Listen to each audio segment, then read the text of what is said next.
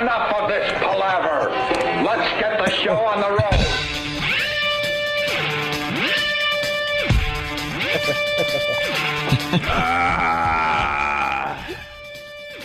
Good morning. Welcome to the Opie and Anthony Show. Hi. Hey, it's Whip 'em Out Wednesday, by the way. It certainly is. So whip out those fun bags, you broads. Yeah. I see a lot of trucks and cars out there with the WOW on it. Yeah. I saw some guy as I was driving in the other day with one of those, he improvised. Used a little electrical tape and just put a WOW on the back. And Yeah. he looked like a guy that really needed to see some. He looked like the kind of guy that probably just pays to see him. You know? Didn't look like many girls probably come up to him.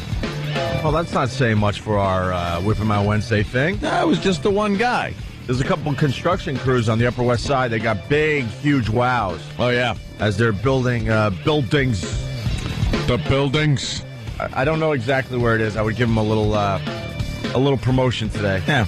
And then there's this guy I was chasing on the Long Island Expressway over the weekend Chasing. because he had a WOW sticker. I get excited when I see the WOW stickers. No, I'm not flashing, but I want to go, hey, thanks, man. And they always look like, get away from me, you creep. I'm looking for chicks. The hell are you? I'm like, no, man, you got my name on your car. I just want to say thanks. They don't care. They just want to see girls. But I'm beeping and waving. Flashing. I look like a lunatic. Whip 'em Out Wednesday. Yes, that's what those WOW stickers mean. Wow, wow, wow. So, last night, I turned on the Olympics because that's what most of America's doing, unless you're Jim Norton or Anthony Cumia. Yeah. Not true at all. Not true. You watched last night, Jimmy? No. Oh. I didn't either. I attempted to watch, and then they had that diving on. Yeah, you don't like the diving? Diving is stupid. It really is just dumb. It's a dumb sport. And then they had like the quarterfinals of some of those track races where no one really tries because all they have to do is come in the first four positions, so they just slow down at the end, which I think is really dumb. The Olympics should make it the top 8 like best times during the qualifying and have them run in the finals, because then you would see some really exciting races instead of everyone holding back at the last few yards or meters so they could save themselves for the finals. It's that just is dumb. ridiculous. It's just dumb. So I'm like, all right, I got to watch something else. So I go to TLC. My God. Mm-hmm. We've talked about TLC over the years. It's the Learning Channel. No, it's not the Learning Channel. It's the Freak Channel. It's the Sideshow Channel. P.T. Barnum Channel. It's the P.T. Barnum Channel. Yeah. You're right, Anthony. But it's under the guise that we're learning something. Learning. It's what the L stands for. Learning. No, I turn it on and go, ah! Yeah. That's exactly what it is. You turn it on, and they know that they're going to be freaking you out. Yeah. With their medical anomalies and other things that are going to make you go, oh, my God, thank God that's not me. Yeah, and over the years we've talked about Tree Man and Ant Face and what were some Root of the others? Man. Root Man. Yeah, and then the guy without a face. Out of Face Man. Yeah. With the tumors that just continue to grow. Ugh. So I'm like, I'm going to go to TLC. They're always good for something because this is Olympics. But I'm going to put the Olympics in a small box on the left corner just in case something happens. Were you going pip? I did a little pip. You were pipping? I was doing some pipping last night. A little pip? Those dumb divers. Oh, woo, woo, splash. Woo, woo, woo, splash. I don't even know what they're doing. They're twisting and turning great. Good for you. So TLC had, please, if you saw this show, call immediately, 877-212-ONA. They had a show called I Can't Stop Growing.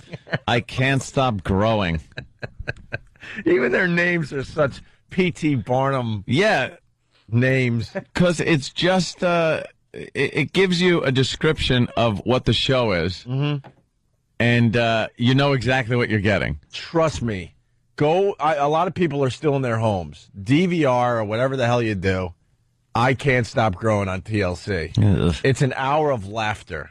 And it's the Learning Channel. I'm supposed to be learning about this. I'm not learning. I'm like, oh, show me more, show me more, show me more. Basically, I think 200 people have this disease in the entire world. And basically, Wow, what luck that is. we've all heard of like that giantism, thing where the pituitary gland is shooting off some crap and you just keep growing. they grow to be 9 feet tall and talk like this. Right. Well, it's a form of that, but these lucky individuals get like one or two parts of their body that continue to grow. It could be the greatest thing I've ever seen. Could be the greatest thing. There was yes. All right, I got to go right to Keith. He described it perfectly because we were trying to figure out how to describe this. Keith, you nailed it. Go ahead. I watched that show last night, and that lady, her 2 feet looked like they were in 2 big black garbage bags. Yep.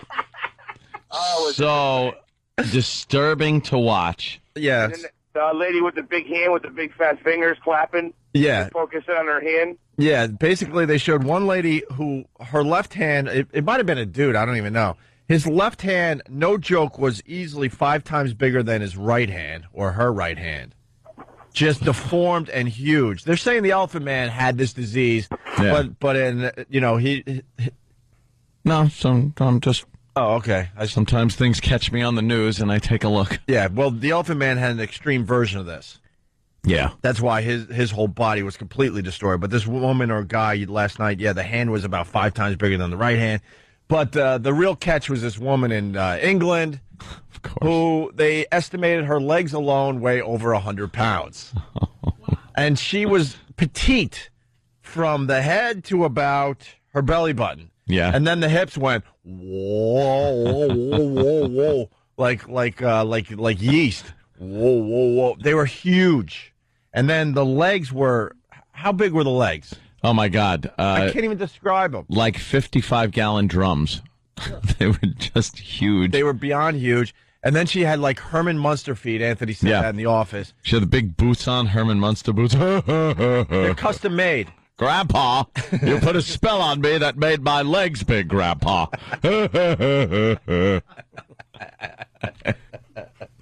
It backfired, Hyman. I was just laughing and pointing and screaming with delight. And her feet, you can't even describe how big they were. There's not a size. She has to have custom-made, quote, shoes made, but it's Yeah. just material that they kind of wrap around these massive things. And didn't you have a club foot also? She had a club foot. God really took care of this one. So her foot was facing the other direction. Right.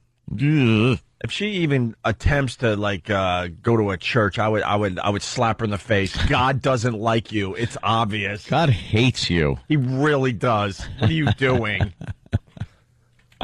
What are you doing? And then, God, what was that thing that Stunt Brain was showing us? It was called My Big Foot. Is that it? But boy, they're simple with the titles. What do you want to call this one? My Big Foot. Right. It's a lady with a big foot. The entire episode originally aired in the BBC, and they've got The BBC. some of the episodes now coming to TLC, and that one was called exactly My Big Foot, and there is Man with No Face, and there is the one that hopefully will be shown here at the end of the season is the Sexomia. They don't have it listed on the schedule yet, but yes. it's people who can't stop having sex in their sleep. Like violent sex.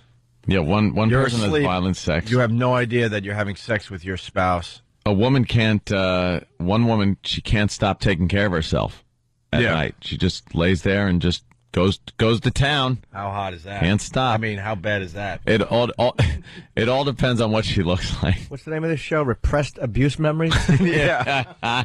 No kidding. But, wow. So you got to check this show out. It's on TLC. It's called I Can't Stop Growing. Here's some of the original episodes. And it's part of a series called My Shocking Story. Yeah. Some of the season 1, Half Tree, Half Man. We saw some of that. World's Fattest Kids. My Big Foot. How big was that lady's foot, by the way? It was ridiculous. It wasn't even that it was just big, because it was giant. She had a foot. It was ridiculously big. But it was crusty and pussy, and there were folds in her leg where her leg had gotten fat and expanded that they were pulling like wadding out of because they have to drain it. Oh, it was disturbing to watch. You know those crunch balls at the gym? She had one of those attached to her. Yeah. It was basically around her ankle mostly, right? Yeah, but then up top it got really bad too, and her foot itself, the foot, Yeah. the toes looked like moldy fruit in a little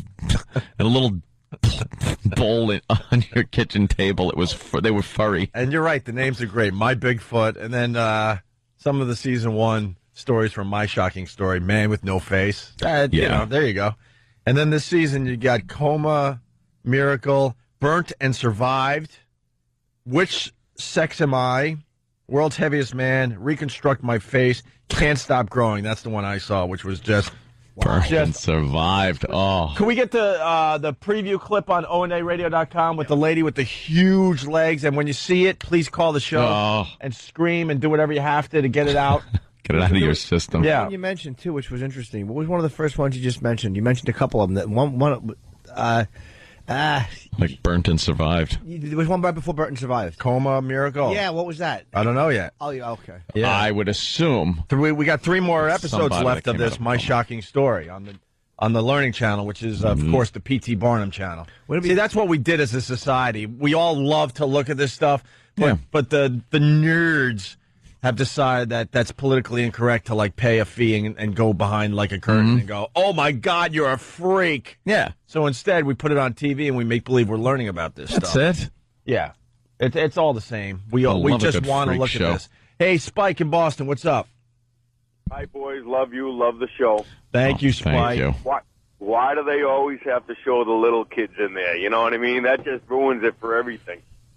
I know him. Then you kind of feel bad at that point. Yeah. Well, they had a kid on the show, which I was bored with because she's like 3 and she already has like a big forehead, And she's got a Jay Leno chin going, and she's got like she already has her adult teeth, and the dentist is like, wow, she's way ahead of schedule. And I'm like, that's not good. That's the least of her problem. She's got a bone in her ear that just grew to a point where she can't hear anymore. So then they have to take that bone out. But because of this disease, the bone's going to grow back. It's a guarantee. The hell is that? They can't even figure out what this disease is. They say it's not even hereditary. They don't know why this happens, and only 200 people have it. But Spike, that kid last night, I looked at it and I said, who would love that? Yeah. I know. No one. Only a mother would love that. But the parents love the kid, like, unconditionally, and I'm looking like, who would love that? No, boys. It's a burden. It's a freak. All right, I let's have this disease. Yeah. Oh. What do you got? Penis joke coming up. Let's go to Mike in Boston. Mikey. Yeah, there was another freak on TV last night. It was on Medical Miracles or whatever. It was on Channel 4 or 7 during the Olympics. There was a 6'8" kid. He got all his teeth taken out. His neck was, 5 feet long. It was ridiculous. The guy couldn't open his eyes. Yeah. Nothing. Yeah. It was another freak show on channels while the Olympics was on with diving. I'm not a fan of the medical community because when I was growing up and you saw these freaks, you're like, wow, that's cool. But they're starting to cure a lot of this stuff. You know, that giantism thing, it's the pituitary gland, and they could, like, stop that from happening to you. Yeah. Oh, it's not I a like giant thing. Yeah. The guys, it's the first case. His 12th chromosome is flipped around. He's the only kid like it. He cannot stop growing. He will not stop growing. It's the one case. You guys got to look it up and see this freak. All right, we will. They're also figuring it out genetically. Right? Yeah. And then they also figure it out, like where they do tests during the pregnancy, and then, there's a problem. Oh. Yeah. They have it figured out. It's called Planned Parenthood. Yeah. Get the old Hoover. Let's go to John in Jersey. Johnny. Hey, guys. What's happening? Hey. Good morning. Good morning. I was watching that show last night. My girlfriend says to me, "Yo, how come you couldn't have a hand that size?" I almost died. Are you kidding me? Why would she want you to have a hand that size? You saw the size of that person's hand. It was friggin' enormous. But, My girlfriend's kind of a freak, guys. Sorry about that. oh, okay. She would like a big. You'd have a big hand. I'm thinking your girl would say, "Why can't your, what, be that big?" Yeah, right, like elephantitis or something. All right, guys, punch it out. I'm at work. Oh, you two are perfect for each other. Well, you get the first one of these today. Sorry, buddy. I'm I'm sorry. Hey, we got audio of my big foot. Just a little nice. taste. Vicky suffers from a rare... By the way, if you don't think this is like P.T. Barnum freak stuff, listen to the music and how they present it. Yeah. We're not learning Overly anything. dramatic. We're not learning anything. They're trying to get the, oh my God, emotion out of us. Vicky suffers from a rare extreme case of lymphedema, an abnormal swelling of the tissues. Her leg, untreated, has swollen to 102 centimeters and weighs 39 kilos. This is one of the largest leg lymphedemas in America. She takes a cocktail of medication, including painkillers, which causes her to slow her speech sometimes. Apparently some kind of bacteria got in here, so I've been on antibiotics. Bacteria, like, sees my leg and says, oh, hey, let's party. I like it. It's all... Ah, she's got a good sense of humor about it. A whiff? What? Did she say I'm getting a whiff of it now? Oh, God. Wait, That's did got she us. say that? Yeah, I think she did. Get out of here. Let me. Because I'm eating, and this is really grossing me out. Dude, it was hard for me to eat. I was eating in the office Were you before the eating show. And giant leg of lamb? yes, giant furry, gone bad leg of lamb. A turkey. And it was green. She had this green and yellow pussy stuff all over her foot and in the folds. And her toes looked like rotting furry grapes. Can we get her to squeeze some of that stuff out into a glass for Pat Duffy? Dude, I stopped looking when the doctor said, okay, we're going to start draining this. And I was like, no way am I going to be able to watch her pour what looks like Bavarian cream out of this lady's leg. Bacteria, like, sees my leg and says, oh, hey, let's party. I like it. It's this awful smell to it. You're probably getting a whiff of it now. Probably. You might be getting a slight, as the camera guy is puking, you might get a slight whiff. So my leg has an awful smell to it. My leg has an awful smell. Yeah. Bacteria smell. Nice. Like a scab. You ever smell like the underside of a scab? No! Why? Stop what you do. If it comes off too soon, it's just got that healing wound smell. Why do you smell it? Why not? It's only the bigger scab. I start like I make a weird face and I start like drooling and I go, I can't look at that. And I have to wrap it up in a tissue and throw it away. Sounds healthy. Like scabs or boogies. Yeah. Hey, we have one more clip. Disgusting. We have one more clip of Vicky. I got to rush through this because we're now heading toward a break. But more of my Bigfoot and Vicky. Vicky's leg has been gradually growing since she was a child. She was a very active teenager and lived a normal life despite her leg swelling as she got older. She was a Vicky and punter. her mother are convinced her condition was triggered by a dresser falling on her foot when she was 2. Oh, stop. One day I heard a big noise and I came in and your little baby shift robe dresser was on top of you. You didn't seem to be hurt too much, but, you know, maybe a week or so later, I just couldn't put your shoe on. And I noticed that there was a swelling. I think something happened when the dresser fell on you. Couldn't put on your shoe. Now, in my wildest dreams, I never thought it would get like it is now. And I prayed for 46 years that we could do something about it. Well, Prayed. Well, so much for praying. That didn't work very well, did it? God was busy doing something else. I'm sorry. Good for you. Sorry for you. Dan, Long Island, what's up? Hey, how's it going, Owen? I love you guys, man. Thank you, sir. Well, of course you do. Hey, what's up, man? I went to high school with a kid, and his right arm, he had a normal left arm, but his right arm almost touched the ground. I had to sit next to this kid, and one day I dropped my pencil, and I actually asked him to grab it, and then I thought, hold on. I was like, wow, I must have made an ass of myself, you know? Because I wasn't one of the kids that made fun of him. Right. No, you were one of the good kids. Yeah. Invite him to the parties and everything.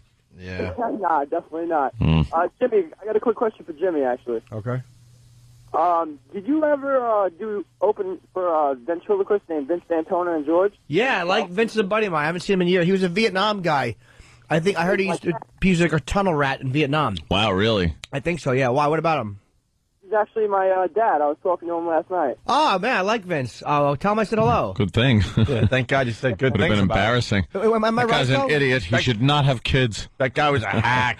Wait, was he a Rumor tunnel had rat? it, he blew people behind the comedy club. Jeez. All right. Sorry, Jimmy. It's fine. Am I right? Is that what he did in Vietnam? Yeah, he was a tunnel rat and a point man. He used to go into the tunnels with a 45 and a flashlight, and he'd crawl in there and exterminate, pretty much. I want to talk to one of those tunnel rats. Those guys were absolutely insane. Yeah, Vince did that, and he's like the nicest guy on earth. He's actually a great ventriloquist. Tell your father I said hello, man. He was a really nice dude. I'll tell him to call him tomorrow. You guys can have a tunnel rat talk. All right, cool. Thanks, Dan. See you, buddy. Wonder if he did that, like in the tunnels. He'd just, kind of throw his voice over to the side, and someone would go, like Charlie would be like, "Where's that coming from?" And then you just shoot him. Hey, I'm over here. I'm over here. Just blammo. That's when he discovered he could do that whole thing. Yeah, it's a great trick. For pure survival. He threw his voice around those tunnels. So listen, we got to take our first break. We're off to a great start. And we're going to do some Google bombing after the break. My God. I think we found the hottest woman on the planet. No joke. And she's an Olympian. No joke. I think she's the hottest woman on the planet. Or right up there. And that's the picture I want you to put up on ONARadio.com. Shirley Hempel? Because that shows her hotness. We'll tell you who I think is the hottest woman I've seen in a long time. What's up on ONARadio.com? We got the video yet? No, we have dead web right now. We have Dead web? Yes, we have no internet. Which is very disturbing, and I can't get my Pal Talk up. And I can't research anything. I can't go to IMDb. I can't do anything. You don't have Pal Talk? No, I got nothing. That means we have you today. That's good. Yes. That means we're going to have a Focusing Anthony today. I will watch and pay attention to the show and what is said by everybody. Right. I'm still enjoying the Shirley Hempel reference. Yeah. Like of all the ugly women you could have picked, he reaches back in 1977. Oh, why not? Yanks that monster out. I'm happy. Yes, she to me was the epitome of the ugliest woman on the face of the earth. She was awful. Shirley Hempel. All right. Soon on ONARadio.com, we're going to have tree trunk, huge foot woman from London, right? Nice. Wait till you see this video. I really don't think we did it justice, but like that one caller said, her feet look like they're in garbage bags, black garbage bags. They're that big, I'm telling you. Disgusting. All right. Lots to do. And wow, news coming out about Christina Applegate today. Just amazing. I'm so depressed reading that. Amazing. We'll talk about that after the break, too. Show. Opie and Anthony. Good morning, peeps. Morning. And I want to throw out a booyah, too. A booyah. A soft booyah, because it's early. Yeah. And a good morning to the peeps. Peeps. Yeah. Yeah. Opie and Anthony. 877-212-ONA. I say stupid a lot, but our internet is down and we're not happy about it.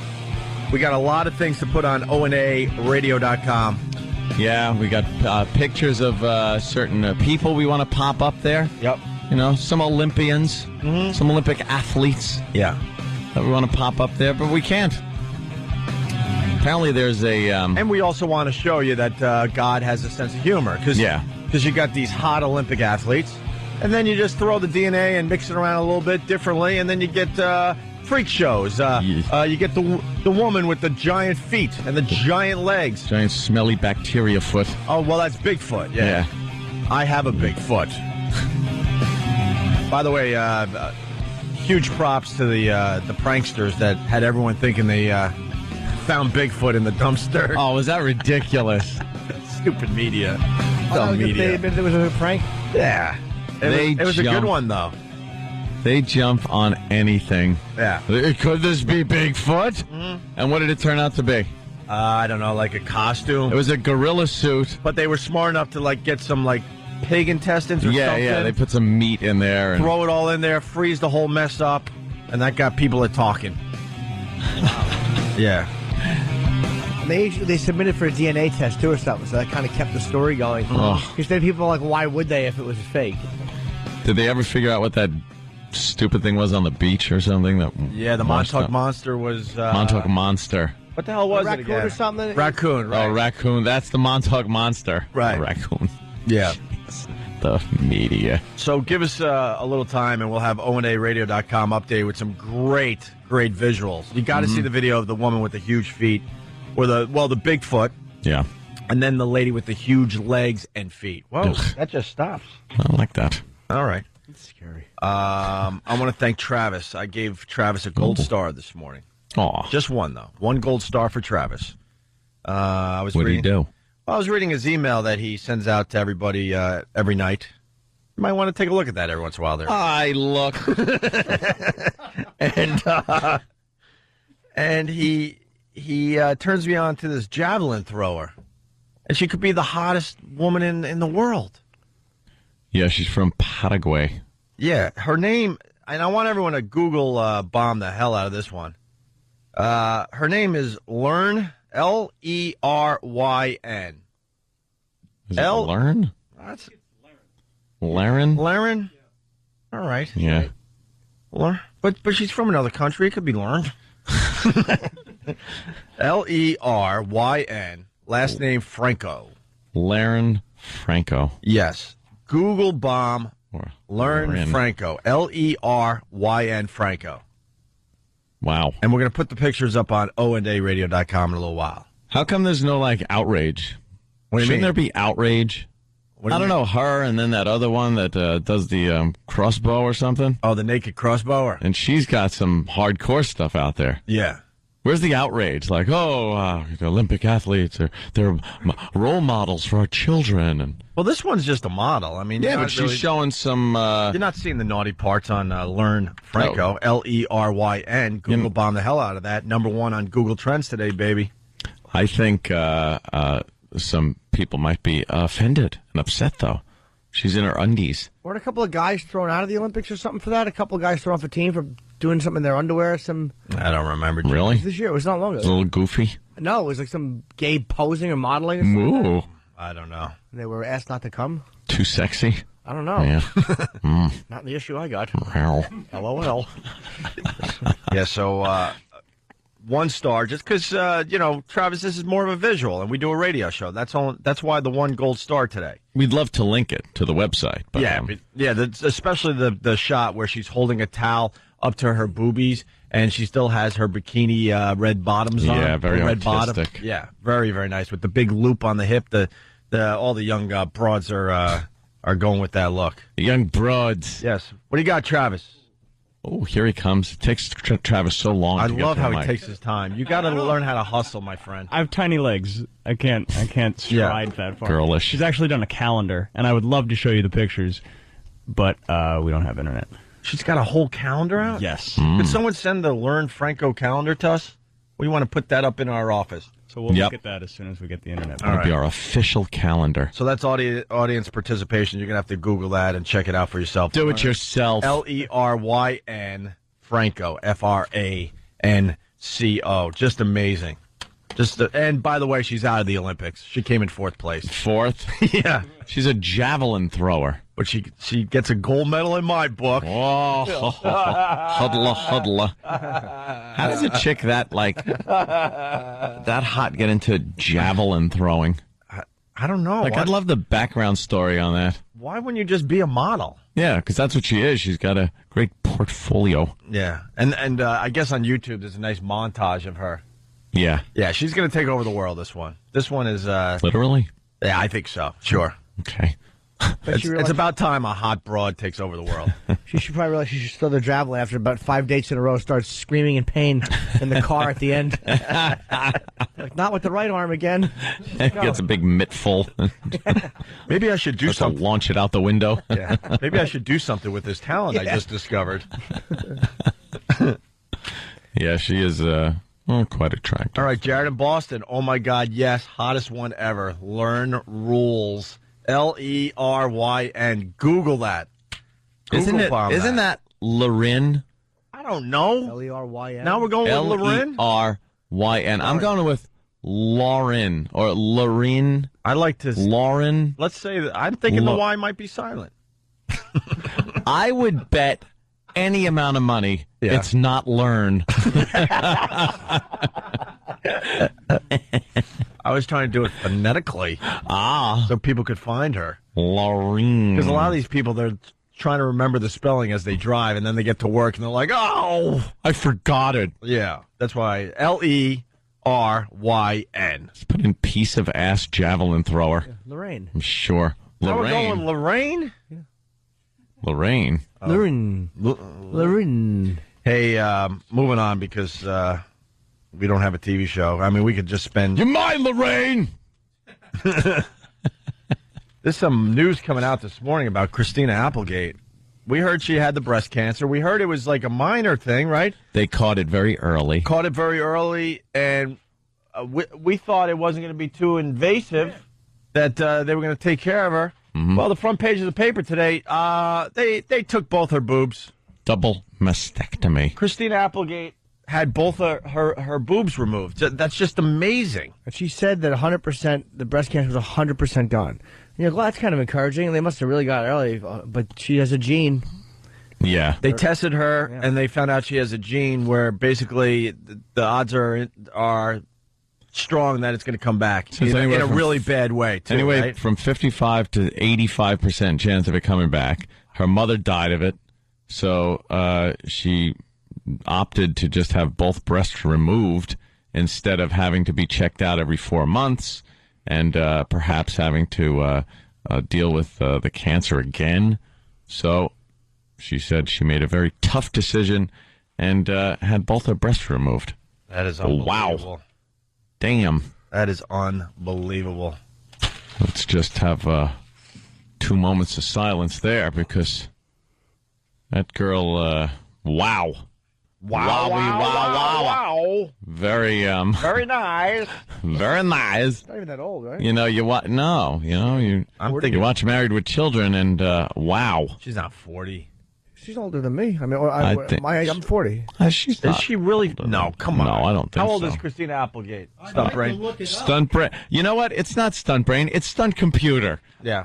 What happened to your brain? Hey, how about the 3G iPhone? Oh, wait. Well, I have it right here.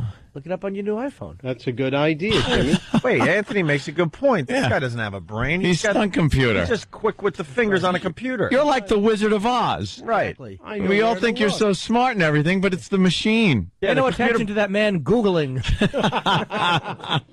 Yeah, man, we could all do what you do. We thought this knowledge was in the actual brain of yours. Stunt brain. Yeah, stunt brain means it's already in there. Oh, it's stunt laptop. Yeah, he's Mike the Fool without his computer. Mike the Fool. Stunt fast typer. I will guess she's 39 years old. All right, see? A little younger. Wow, Jimmy. A little younger than you. God, That's Mike's guess. I would have. 1971, Steve confirmed she was born. So Yes. Okay, so she's 37, yeah. She'll be 37. Jimmy was close, though, I'm man. 37. Oh, it's even younger. Hey, What a shame. Let's go to Jessica in New York. Jessica? Hi. Hi. I was actually calling to let you guys know that it's Lerine Franco. Larine. Larine. My name is Larine. Even her name is hot. Wow. Say that again. It is, actually. It sounds much hotter when you, it's Lerine Franco. Oh. Are you, you got a little of that in you there, Jessica? Well, I'm Argentinian, so it's, So it's Jessica. And where's she from? Paraguay or something like that? It's pronounced Yeah, I think Paraguay. Paraguay. Yeah, it's Paraguay. Paraguay. What? Who No, said it's not. It's Paraguay. And why does she have such an awful last name, Franco? I don't know. That You do the first name, and I'll do the last name. Go ahead, Jessica. All right. Lerine. Franco.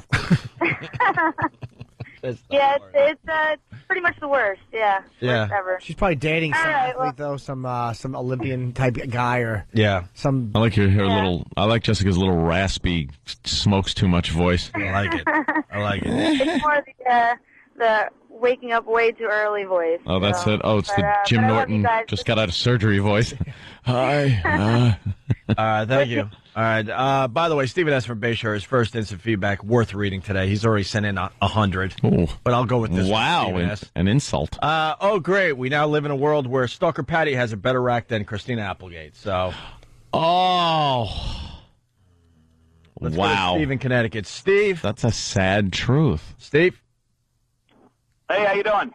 Hey. What's happening, fellas? Hey, Christina Applegate, she's just doing what most do is preventive maintenance there. You know, if they're going to get cancer and have to worry about it the rest of their life, they'll rather have a double mastectomy than have that worry over their head forever. Look, there was a 150% increase in women who have decided to have both breasts removed. Really? 150% Probably because increase. of the advancements in like in fake breasts. It's like you're gonna lose them Yeah. anyway. You might as well get them made nice. They can make perfect looking implants. Yeah, and they can tell by genetic testing that you're predisposed to this. So instead of having to deal with it, Exactly why all the women do it. yeah. Yeah, but see, we're not women. Like, that's got to be just a horrendous decision to make. Well, I was talking to my wife last night, and it'd be like somebody, neutering you. It's your manhood, and that's their womanhood. So it's got to be devastating that way. Yeah, I know someone that had a double done, and really hot girl, but she's recovering. She had she was like on the mend, I guess, for a long time, and then she had, I think she had implants before, and then she had implants put in. And yeah, she's like, I think she's doing well. God bless. Yes. Well, hey, at least she's still a good-looking woman. She's still a sexy girl, and now we'll get to look at her a little longer. All right, thank you, Steve. Well, look at you making guys, lemonade. Have a good one. Punch it out. Jesus. And because I haven't said it in a while, Lauren? Wow, how did she say that? Larin. Larin Franco. Larin Franco. We're Google bombing today. From Paraguay. Leryn Franco. Yeah. The hottest Olympian. I don't think there's a hotter one. No. Although there is a sluttier one. Yes, That crossbow chick. Wow. Totally naked. That crossbow chick had a little bit of a mustache, too, didn't she? She was almost... In that one picture you showed me. Oh, why don't you punch it up on the... Oh, yeah. Oh, yeah. Oh, there she is. Okay. Oh, thank you, Iraq. See, look at this. I'm digging this, Actually, she's pretty hot in black and Swedish white. crossbow chick. What's her name? Sarah Boberg? I can't read your writing there, Iraq. I think it's Boberg. Sarah? It's Sarah Boberg. Sarah without the H there. She's Swedish? Swedish crushbower. I'll say she's sweet. She's not Swedish. She's... Get it? Yeah, I did. I got Boo. that one. I really got that one. Boo. She looks pretty good there. Well, I think she's hotter because she's naked. Well, the numbers go up because she's naked. Does help. Yeah, wow. Yeah, what do you think of Sarah there? Yeah. Wow. Very nice. Look at that last picture. Well, that's showing some everything. Yeah. She's leaning back on the bed. That's a great pose, isn't it? Mm-hmm. Just put the old napkin on, wrap it around your neck like an old-time guy at a diner. That's funny. You walk into the room, there's lobster bibs on the dresser. Wowee. No, it's not wowee. Wowee. It's wah-wah-wee-wah. Yeah, it's wah-wah-wee-wah, Jimmy. Come on. Oh no. You cannot go there. No, but can he's terrible. I hate to do this, but could Stunt Brain take away the naked pictures from everybody? It just shuts down the show. It really, you're right. We haven't done anything in 2 minutes. I'll take good care of them. All right. You could give it back to us during the break. Here, take mine too. I would be able to use those pictures. No, are you kidding me? No? No. She's hot, believe me, but no. That last one? You can't. You need... What? No, you wouldn't be able to use that? That would... In a pinch? To finish? No way. That would. What's wrong with you? Danny's saying, what's wrong with you guys? What do you need? You guys have desensitized yourself. I'm so with Jimmy on this one, where it's just like when you've seen the things that you search out and look for nowadays to do that to. Just a simple picture like that is totally not getting the job. No, I think it still works. I think some of the basic stuff still works. You're like Nicholson in the end of Carnal Knowledge, where it's just he can't do anything because he's just so twisted sexually and needs this stimuli that just has to be so out there. Like maybe if I hadn't done that in like a week or something, or a couple weeks, but definitely not on from the things that I look at just on a daily basis, I couldn't just take that and be fine with that. See, picture plus a little fantasy thing, that works fine. That can work. It's you don't have to. I don't need videos of all kinds of wacky 3-ring circus. You don't have to explain. Some of that innocent stuff is beyond hot. You guys need your videos to all end with the aristocrats. That's like, Jesus. No, the innocent stuff would only turn me on if it was a girl that I'd wanted to see naked. Like if it was something taboo about it. Like, oh my God, that's that chick I went to high school with, and here she is posing naked. Or that might do it for me. No, see, I could look at that last picture and completely start imagining what that would be like to do certain things, and the picture plus the mental stimulation like that, that'd work fine. I envy you. All right. Thank you, Jimmy. I'm too far gone for that. That's sorry. Want to watch? Do it right now. No. No. All right, we got a break. 877-212-O&A. We don't have ONARadio.com working right now. We got some great updates. So our intertubes aren't working. Yeah, keep checking ONARadio.com. A lot of visuals going up there today. Just because we can, one more time, we got Ernest Borgnine talking about why he's still alive at 91. Okay. We're just going to play Cold going in a break here. Check it out, in case you missed it. To the show, but real quickly, you're 91 years old. You look fantastic. You look like you're in your late 60s, early 70s. What's the secret? I don't dare tell you. No meat. You don't eat meat. I masturbate a lot. Okay, I think... Thank you, Ernie. That was great. I actually heard that. Ernie, have you ever been on YouTube before that? Listen. Yesterday. What are you talking about? It went all over the place. Okay, we're going to take a quick time out. He'll be in the after the show. So log on to foxandfriends.com. I just shook his hand.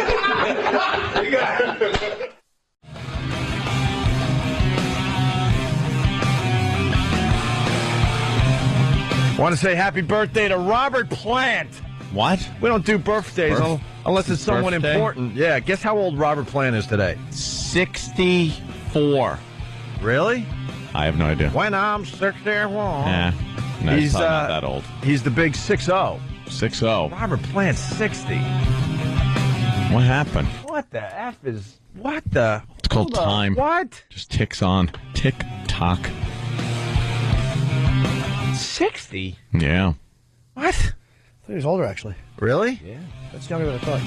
He started in the late 60s, so I guess you're right. Maybe he's you know... Padding. Maybe he's Shaving. padding a little bit, right? Yeah, could be. It's the Opie and Anthony Show. Now, we wanted to move on. Everyone is Google bombing the hell out of... How do you say her name again?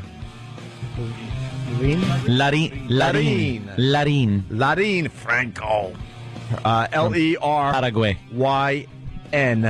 Franco. Paraguay. We think she's one of the hottest girls ever. Mm-hmm. And then E-Rock runs in with naked pictures, and we're really trying to get away from the naked pictures so we could try to, like, entertain these people out there. Well, we got naked pictures just stop the show. Yeah, always. We got that because there's that crossbow chick from the Olympics that was naked. Yeah. So we got those pictures, and it pretty much just, it stops the show immediately. Whoa, whoa, wee, wah. Yes. Yes, of It was course. Quite the wah, wah, wee, wah. Very nice. Very nice. And that stopped the show. Uh-huh. And now, what the hell are these? Well, it's 3 German Olympic athletes completely naked. Oh, God. And we are looking at the greatest hiney ever. The greatest hiney ever. Yes. The greatest hiney ever. Oh, my God. What sport does she do? Well, I could think of a couple. Wow. Wow, wow, wee, wah. What? Yes. Yes. What a cute face.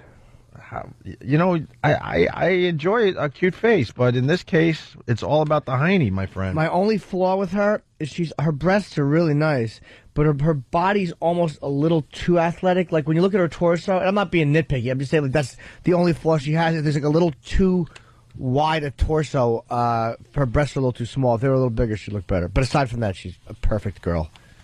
Man, you're tough to please. No, I'm not. No, you kidding me? No. I'm only saying I just noticed that one shot. Believe me, I'd kill family members for her. And by the way, back what we were saying before about the nude innocent pictures. Yeah. I had a picture one time of a girl who I was friends with. And it happened to be, it was a goof shot I took up her skirt. And she was wearing panties. And they were pulled aside a teeny bit, a little bit. Okay. Just enough to show a teeny bit. and I can't tell you the damage I did looking at that photo. But it was because it was somebody who I knew, who I had known for years. And it was like a goof shot. You know, I hadn't seen her in a long time. But there was a story. Wow, you hit pay dirt with the goof shot, didn't you? I was kind of trying to annoy her. You know, we were sitting at a club. Oh, And, annoy her. Oh, boy. You know, just I didn't think anything Yeah. I got an idea for the show. We should, the whole staff, including Stunt, who's good at a computer. Yeah. Instead of Stunt Brain. The whole staff has to come in and show the rest of the staff what they used the last time they scrapped. That's great. It's great. Mm-hmm. We already have it here, though. Huh? 2 girls, 1 cup. Well, one by one, everyone's got to be very honest and go, all right, this is what I used, and then kind of show the rest of us what it was. And I think there's going to be a fine variety of things. Okay. Yeah. I say we do that. By tomorrow. Uh-huh. By tomorrow. Now we're all going to be careful. How about this?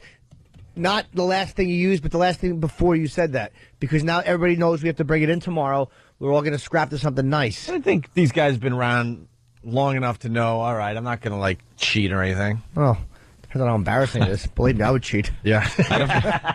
The problem is I'd have to bring in a live person. Just carry someone in. Yeah. Well, maybe E-Rock should tell the fine folks where they could see these girls naked from the German Olympic team. Not at my house. Why not at your house? Because I don't think we can. I don't think we can link these anywhere. Steve? Why not? Why won't they be nuded to your house? God, I hate him on the air. Why do you do this? Why wouldn't they be, though? I enjoy that. Right? There it is. It's almost an art. Isn't it? I really have to think about it. I really have to think about not saying anything. It really is almost an art. The complete lack of improvisational skills. I am Picasso. Thanks, Steve.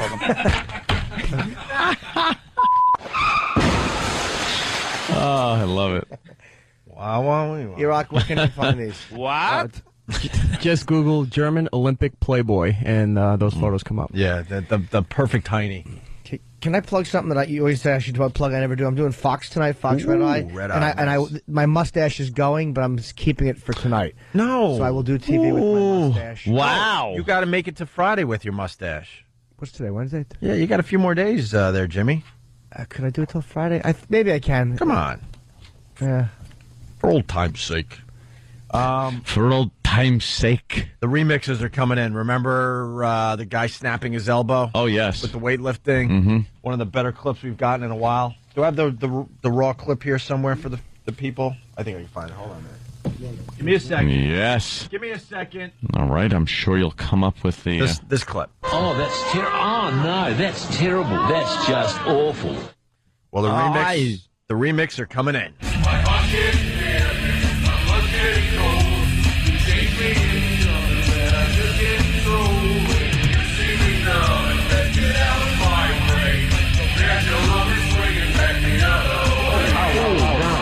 Oh, that's terrible. Oh, no, that's terrible. Hey, the German girls are online. A fine website called whatwould.TylerDurdenDo.com. Basically, it's www.tdd.com. They have them up there. Oh, cool. I've been on that site. Is it? I think they're fans of the show. I think they're fans of the show because they knew who Jimmy was when they put that picture of Mandy Moore up and you were in the background. Is it, when you see me coming, best get out of my way? Yes, it is, actually. Oh, okay. What did you think it was? When you see me coming, I thought it was just get out of my way. Best get out of my way. Were you? All right, cool. This is why I love Anthony, because people don't see this, that every day that he leaves the studio, he's been walking down the hall going, get out of my way. I can't get it out of my head. It is the catchiest song I've ever heard in my life. Thank you so much. That's exactly what I was going for. It's certainly panned out for you then, because it's stuck in my head constantly at home. You were thinking of it at home? Yes. I love I it. can't stop. I got to figure out how to get it on You iTunes. see me coming, best get out of my way. I'm going to be singing that one again. Can we get Steve out of the studio at least? All right. No. Steve, you wrote a catchy one. Thank you, Jimmy. It was like 10 years ago, too. I'm very happy. Yeah. for you. Boo. Boo. Thank you. Yeah, bye, Steve. Bye. The studio door is swinging back the other way. Bye, Steve. You said it.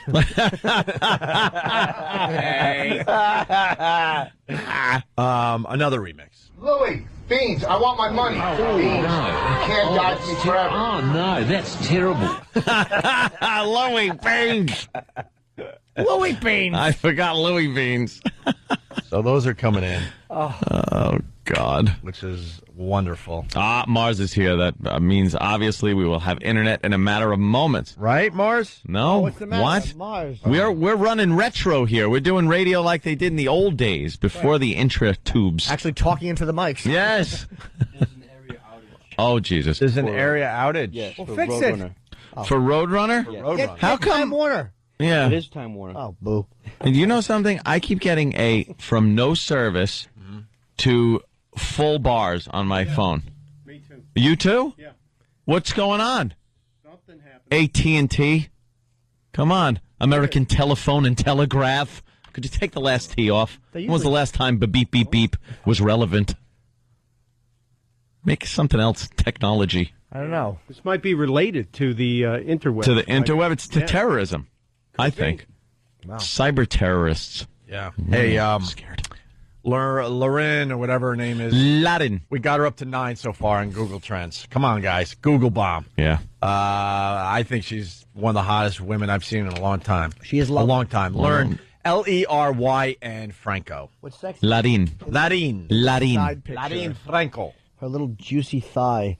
And you can just see like the little that plump rump. And she's got a calendar we want to link on onaradio.com when the internet is back up and running. And, there's a few of the pictures. If you Google image her, you're going to go, make sure you find the one with the red bathing suit bottom. With the towel. With the towel up to her boobies. Yes. Her bosom. All right. I was trying to think of a picture that I used to... Yeah, I've gotten a few sent to me from let's just say, some of our friends out there. Godspeed. Godspeed to you. Over the years. And you know what? Sometimes, I've seen a lot of prostitutes. That's common knowledge. Yes, yeah. And normally, there have been massage therapists I've seen who do not go to the place of having sex. They don't do it. Right. But they'll allow a little bit if they know you well. They're really not hookers. And those girls can get me where I need to go just by allowing me to do things while they just kind of brush their hands over my chest. It's amazing how it really is all relative to your relationship with the person and who they are. That can get me crazier than some of the girls that will come over and just do full service for $200. It's amazing how it's like, because it's this person and she's actually allowed me to do this. Yeah, it will turn me on more than had she just come over and done it the first time. Because it wasn't assumed. Yeah, exactly. And because it's like, I know she's not a hooker because, I offered her more money and she wouldn't do it. Wow. I'm not thinking of anyone specifically, of course. Oof. I've had some good ones. Hey, we started with this yesterday. We want to play the beep game with something. McCain's wife has, an injured arm because she was shaking hands. Poor woman. Yeah, she got a horrible handshaking injury. Yeah, and we had the story What yesterday. was that? And the story itself is... graham cracker bones. The story itself is whatever. Mm-hmm. But we had to play the story to set up the bleep game, because then Sam took it and put a bunch of beeps in, and it's a much different story now. Made it sound a little naughty, I bet. Oh, yeah. But wait, you shouldn't do that because it's going to make it sound like she's saying something dirty when she's not. Yeah, I know. Here's the original story. Some politicians say it's an injury waiting to happen, and it happened to Cindy McCain Wednesday when one supporter took things a little too far. I'm absolutely fine. We had a great lunch and fundraiser, and I shook hands, and it was just a very enthusiastic supporter. Mrs. McCain had surgery for a wrist injury several years ago. Wednesday's firm handshake aggravated the injury and left her in a sling. Yeah. You know something? She can't even be honest. Well, a supporter. He's good, just an overzealous supporter of ours. She can't even go, this idiot came up to me and doesn't know how to shake hands and grabbed my hand and squished it. Be honest. I'll tell you what that is. Hmm? It's because we're all so self-conscious now of giving women too soft a handshake. Because when you shake a woman's hand, they're like, I hate when a guy doesn't shake my hand right. I hate when a guy grabs my hand soft. Just flop something in it. So you, well, you know. Here you go. Shake this. Shake that, toots. Toots. Shake that, and then towel off your forearm. Hey, what's the worst name for a woman? Is it Toots or Broad? Or is there a better one out dirty there? one? We've been pondering one dirty one that is now my favorite. Dirty one? It's better than the C, I think, personally. Yeah. It's the same thing that, there it is. Oh, yeah. There, you can't use that. Rhymes with spit. There you go. Yeah. Yeah. Can we say that? Yeah. Sure. All right. It's what you would do to a piece of paper with a knife. Sure. You would make a, Yeah. Yeah. Although if you cut it. You call or it you do it to your wrists. If you're committing suicide, you're doing it to your wrist. But when you use that as a derogatory term for a woman, it's Let's do the top 5 today. You got that one. You got Broad. You got Toots. Such a good one. Toots is a good one. Toots is worse than Broad. Can we get a couple more in there? Because Toots almost has a subservient sexual innuendo to it. Like, Yeah, hey, yeah. come here, Toots. Hey, Toots. Nice. Yeah, nice jugs, Toots. Because Kenny used to do that when we'd be on the road in Vegas. Just to make me laugh, he'd call the waitress, he'd go, excuse me, Toots. And it was so degrading, and other people are uncomfortable, but he's just a lumbering ox and a mustache, so nobody would say anything to him. Excuse me, Toots. Toots. What a big dope. Let's get back to the McCain story. McCain's wife. The second part of the story. Well, some believe good handshaking could be considered an art form. Experts say the action should be taken seriously because injuries on the campaign trail are actually quite common. So much so that the American Occupational Therapy Association devoted a whole campaign to helping people stay safe while meeting and greeting on the trail. Keeping your elbow at a 90-degree angle is actually optimal. Protecting the, shoulder and back by not reaching forward and over things and into crowds. All right. By the way, that did happen, too, and Bob Dole can testify to that. Ah, yes. Oh, that's terrible. Oh, no, that's terrible. That's just awful. I tried to make that a joke by going, Bob Dole can testify. I should have just said Bob Dole, nothing. But because I had nothing. But seriously, folks.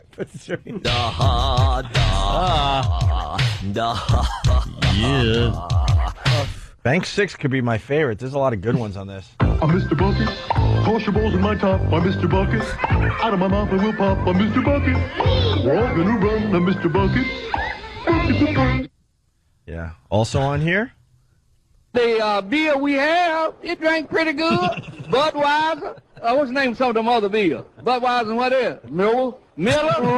Coors. It drank pretty good, don't it? You guys are really drowning. I gotta have this bank up more often because this one's on there too. They was all over a bureau. They was up there, had a bureau that they didn't have no bureau. And they won a bureau. They were hanging around to get a bureau. Called the mailman gave me a dime. I was just they were arguing over a bureau. They probably took his bureau there and shot him. Bank N. It is punt. It is just awful. Yeah. There's just some people in this world that I don't know, on a whole nother level. Hey, we got Brian Regan here. We're gonna get him in. Brian. In a few minutes because we got a matter of moments. Yeah, we got to take a quick break. But before we do, so we got the McCain thing, the story you just heard. Sam went into the other room and threw some beeps in it, and let's see if it is a better story now. Remember, she had the handshaking injury. Yes, okay. Some politicians say it's an injury waiting to happen, and it happened to Cindy McCain Wednesday when one supporter took things a little too far. I'm absolutely fine. We had a great lunch and fundraiser, and I'm a very enthusiastic supporter. Mrs. McCain had surgery for a injury several years ago. Wednesday's aggravated the injury. Not bad, right? It sounds like she was having sex with the supporter. Well, yeah. That's what I heard. And then it continues. Well, some believe good could be considered an art form. Experts say the action should be taken seriously because injuries on the are actually quite common. So much so that the American Association devoted a whole campaign to helping people stay safe while and on the. You're laughing through it. Yeah, that's a pretty good one. I like those back-to-back ones. And the belly to belly. I gotta back up. You laughed over some good stuff. Pain to helping people stay safe while and on the. Keeping your at a 90-degree angle is actually optimal. Protecting the by not reaching forward and over things. Wow, that is good. That is a good one. Bravo, Sam. Bravo. That works. A quickie before we go to break. Can I tell you something awful? Yeah, I Jimmy. actually wrote Bob Dole down before it, so I wouldn't forget to say it. Oh, no, you didn't. Oh, that's terrible. Oh, no, that's terrible. That's just awful. I just keep hitting refresh on the page. It's like when you have a blackout at your house when no, I don't mean that. Stop it. I mean the power failure. No one thought you did at your house. The power failure. I would suggest that Mars takes his time fixing this whole thing. No, you keep flipping switches on in your house. You ever do that when the power goes out? Yeah. And you walk around, you flip the switch. Well, when the internet is out, you just kind of keep hitting refresh and go, "Come on, page, load." Come on, Mars, take your time. It's nice to have a well-focused Anthony today. I am focused. We have you today. I'm looking to get on CNN.com and Drudge Report. Yeah, sure you are. Which I prominently display. Who do you think you're talking on a daily to? basis. After 14 years, who do you think you're talking to? Hey, when is we got a well-focused Ann, and we're enjoying it. When is Barack announcing his VP? Is it today? They're saying it might be Biden. No, Biden seems to have dropped out of the running. Stinks. Biden said he has no clue what anyone's talking about. He hasn't spoken to anybody. Biden scares me. Biden would have been a good pick for his foreign policy experience, but he's too far out there for the rest of it. There's a talk of this Kansas governor, Kathleen Sebelius. Kathleen's a weird name for a guy, so that wouldn't work. He was to go with a woman?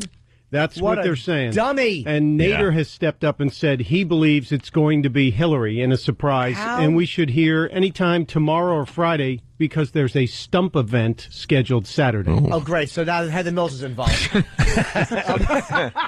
He needs boring white guy. Dude, he is a dummy. If he doesn't pick, why doesn't he take John Kerry, who did get 48? Didn't he get 48%? Even though he against Bush. Kerry's got too much negative crap behind him right now. He'll be seen as an older guy. Yeah, but he's campaigned on this whole change agenda, and if he brings in the old guard, he'll get hammered on that. And Kerry's just looks like an elitist and a jackass. But he's people are used to seeing his face publicly. They're used to he already ran for president. Like Al Gore would be a good choice. These are guys that have already run, who people see as presidential, even though he got 48% of the vote, I think, or 40-something%. He got a lot of votes already. Yeah. This dumbbell, if he does that, is he forgetting that a black president's a huge change? It's fine, but it's a big change. Yeah. And then you're going to bring a woman in, too? So if something happens to you, now she's president? Yes. God, you're stupid. It may or may not be Sebelius, but she's in the top running. Evan Bayh was until they found out his wife had a bunch of problems with corporate boards she's on that he's been slamming. Oh. So, that he's out. So Bayh's out. It still could be that guy, Kaine, the governor from Virginia, a real boring guy, but... Right now, it looks like Sebelius or Kaine, and Nader says it's Hillary. So you read up we'll on a lot of boring stuff. Yeah. You got weird knowledge. What about McCain? McCain, we're still thinking it could be, what's his name from Massachusetts, Mitt Romney? Yeah, they're talking Mitt Romney, who is a pro-choice Republican. Yep. Which is odd. They think that's going to alienate a lot of the hard right and your base, your core. And the other two for him are Tom Ridge, the former Homeland Security guy, the governor from, what was it, Pennsylvania? Mm-hmm. Or there was one more choice, Lieberman, which would be a real wild card for him. Herr Lieberman. Lieberman would hurt him, right? Yeah. You got Mitt Romney or a black guy. Mitt Romney would be a good choice, I'm thinking.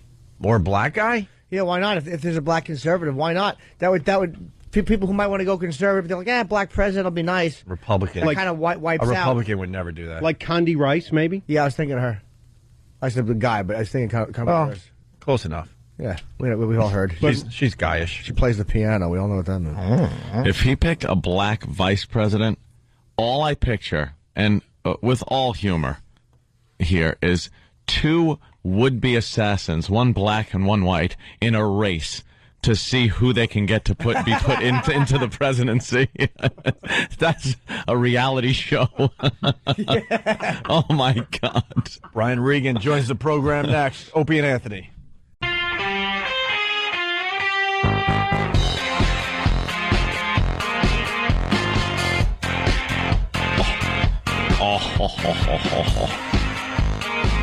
We almost went off the air. No joke. I grabbed my water. I thought the cap was on and went flying. Opie and Anthony, we got Brian Regan in studio. What's up, Brian? Hey, guys. Brian's What's up? back. How are you? Always good to have Brian Regan in. He's a very busy gentleman, Brian. Got a lot going on. There's a whole sheet here with all kinds of stuff I'm on it. embarrassed. Where the hell are you going to be? You're everywhere. I think he's promoting an energy drink today. Are you? I don't know. It's called Regan's. You don't have to say all that stuff. Oh, thank God. Just, we only have an hour left in the show, Brian. You know what? Oh, my God. Just, cut everything up, put it in a hat, and pull. We'll just plug one thing at random. I think the big one is the special. I don't know, because the Letterman is pretty big, too. And then you got the New York Comedy Festival. There's a lot of big things on here, Brian. Just by saying which ones you should comment on, you've just plugged 3. That's what I'm trying to do. That's what do you think we should plug and then run through them all? August 29th, he's on Letterman, and then Comedy Central special, an hour special, September 7th at 10 o'clock. Hey, that's cool. And the DVD is out September 9th. Happy for you. Thank you. It's actually September. Jimmy, happy for you. Special after special, DVD after DVD, Letterman after Letterman. It's always great news to see your friends. Some acting subtext in there. Yeah. The special is actually September 6th, Saturday, that they're going to premiere. They changed it yesterday or something. Why'd they do that? I don't. Well, because there's some type of awards thing on Sunday night or something. Oh. And I definitely can't compete with anything like that. Well, at awards, at the BET Awards, believe me, there'll be no crossover. Awards, or maybe the closing of the Olympics, maybe. No, it's some type of award show that show you how much I know about the world I live in. Is it the Emmys? No. It can't be anything big. Huh? The Emmys are after. Oh, okay. Stunt Brain is trying to get by without an internet. Yeah. But Brian, he's not that smart. We just realized we just realized that. He looks smart to me. No, his whole gig is he's stunt brain. When your brain's not working, his does. He jumps in like a stunt man jumps in for an actor. Yeah, like he's our brain if we need a stunt brain. And the head is just filled with so much knowledge that he has to call himself stunt brain. Well, the computers went down today, Brian, and guess what? Old stunt brain. Yeah. He turned into Google guy, is what we found out that he is. Yeah, he's quick on a keyboard guy. Yeah, because now the internet's down here, and he's pretty much profoundly retarded now. Oh, he stinks. He really just does. a dope. Almighty. Are you watching the Olympics, Brian? Yeah. They're fun, man. Yeah. They're like a swimmer or something did something good. Yeah. Apparently, you're one of those guys, right? The country's made up of a lot of people obsessed with the Olympics, and then other people that just can't be bothered. Michael Phelps. Oh, yeah, Michael of Phelps. course. No, I've been watching. I've actually been enjoying it. I haven't watched the Olympics like in a long time, and this time I've been enjoying them. So yeah, well, with Michael Phelps, we learned his motivation is that he just wants his dad to talk to him. Did he say that? Well, it's obvious. He won 8 gold medals, and Dad's still going, nah. I still don't want to You talk couldn't to get 9? Right. Just not satisfied with anything, Dad. Because everyone's thinking, wow, why is he just that good, and why is he trying that hard? He wants his dad's love, and he still doesn't have it. Who's the boxer, the good-looking Latino guy that... well, Brian. Wow. I didn't know what Brian's type was. Looks like Latino boxers. Looks like things have changed since last time, Brian. Yeah, let's talk about him for a while. That cute guy with the nice ass. What? Who's that guy? Well, what do you like about it, Brian? With the 6-pack and the field hand thighs. You like his 8-pack? Yeah. What is it about him, Brian? Ooh, let's get into it. Hey, I'm glad we're on this subject. Hey, can you get a picture of him? Get a picture of him on the internet or something. We can look at him. Oh, Brian. Oh, the internet. See, this is what we... No, this guy had an issue with his dad, but I Yeah, can't well, really that's think of wonderful, the Brian, because this is what we've been looking at today. Yeah, wow. yeah, naked German Olympic athletes. Yeah, a lot of Olympic athletes, these women competing, they've posed nude. Yeah. Or semi-nude, and a lot of them are a lot hotter than the old days. You know, you wouldn't want to see Olga Korbut, let's say, sprawled out on a bedspread. Or Nadia Comaneci. Nadia. Or Comaneci. Yeah. Well, we better look up this Latin boxer for Brian. Finally have internet. Do we? That's wonderful. The internet pops up just in time to see the Latin Come back. boxer. Guess who's about to sound smart again? Yeah. Old stunt brain is plugged back in. I got 5 bars. 5 bars, nice. Yeah. Think of the boxer's name. August 21st, Cape Comedy Melody Tent, Hyannis, Massachusetts. You're still promoting? I'm going to just throw Regan's plugs in there because he has some major gigs coming He's up. got a lot of them. Certainly does. What's your Thank website, you. Brian? What is it? Just BrianRegan.com. Ooh. Yeah. Very nice. Not just. I was my able to friend. get that. You were. Hey, I heard your XM Unmasked, Jim. Very good. Oh, thank you. Very entertaining. Thank you. I was we did that in D.C., I think. Mhm. Do you like my mustache? What? He's Like growing a my mustache. Look at his mustache. Oh, I thought you meant on the XM Unmasked. I'm like, well, it was radio. I don't know. No. Yeah. Very nice. Okay. Wow. I mean, it's not like a Latino boxer or anything like that. No, but, you know, no. Those are thin and Kinda- swarthy. Yeah, exactly. And then we've been talking about still don't know how to say her first name. Leryn Franco. Larin. Larin. She's from Paraguay and she's a heartthrob and she came in 4th and everyone's depressed that she's out of the Olympics. Oh, wow. Yeah. Yeah. Well, she got some great pictures, man. Yeah. She's a model and she's got a calendar and she also for some reason wants to throw the javelin. I don't know.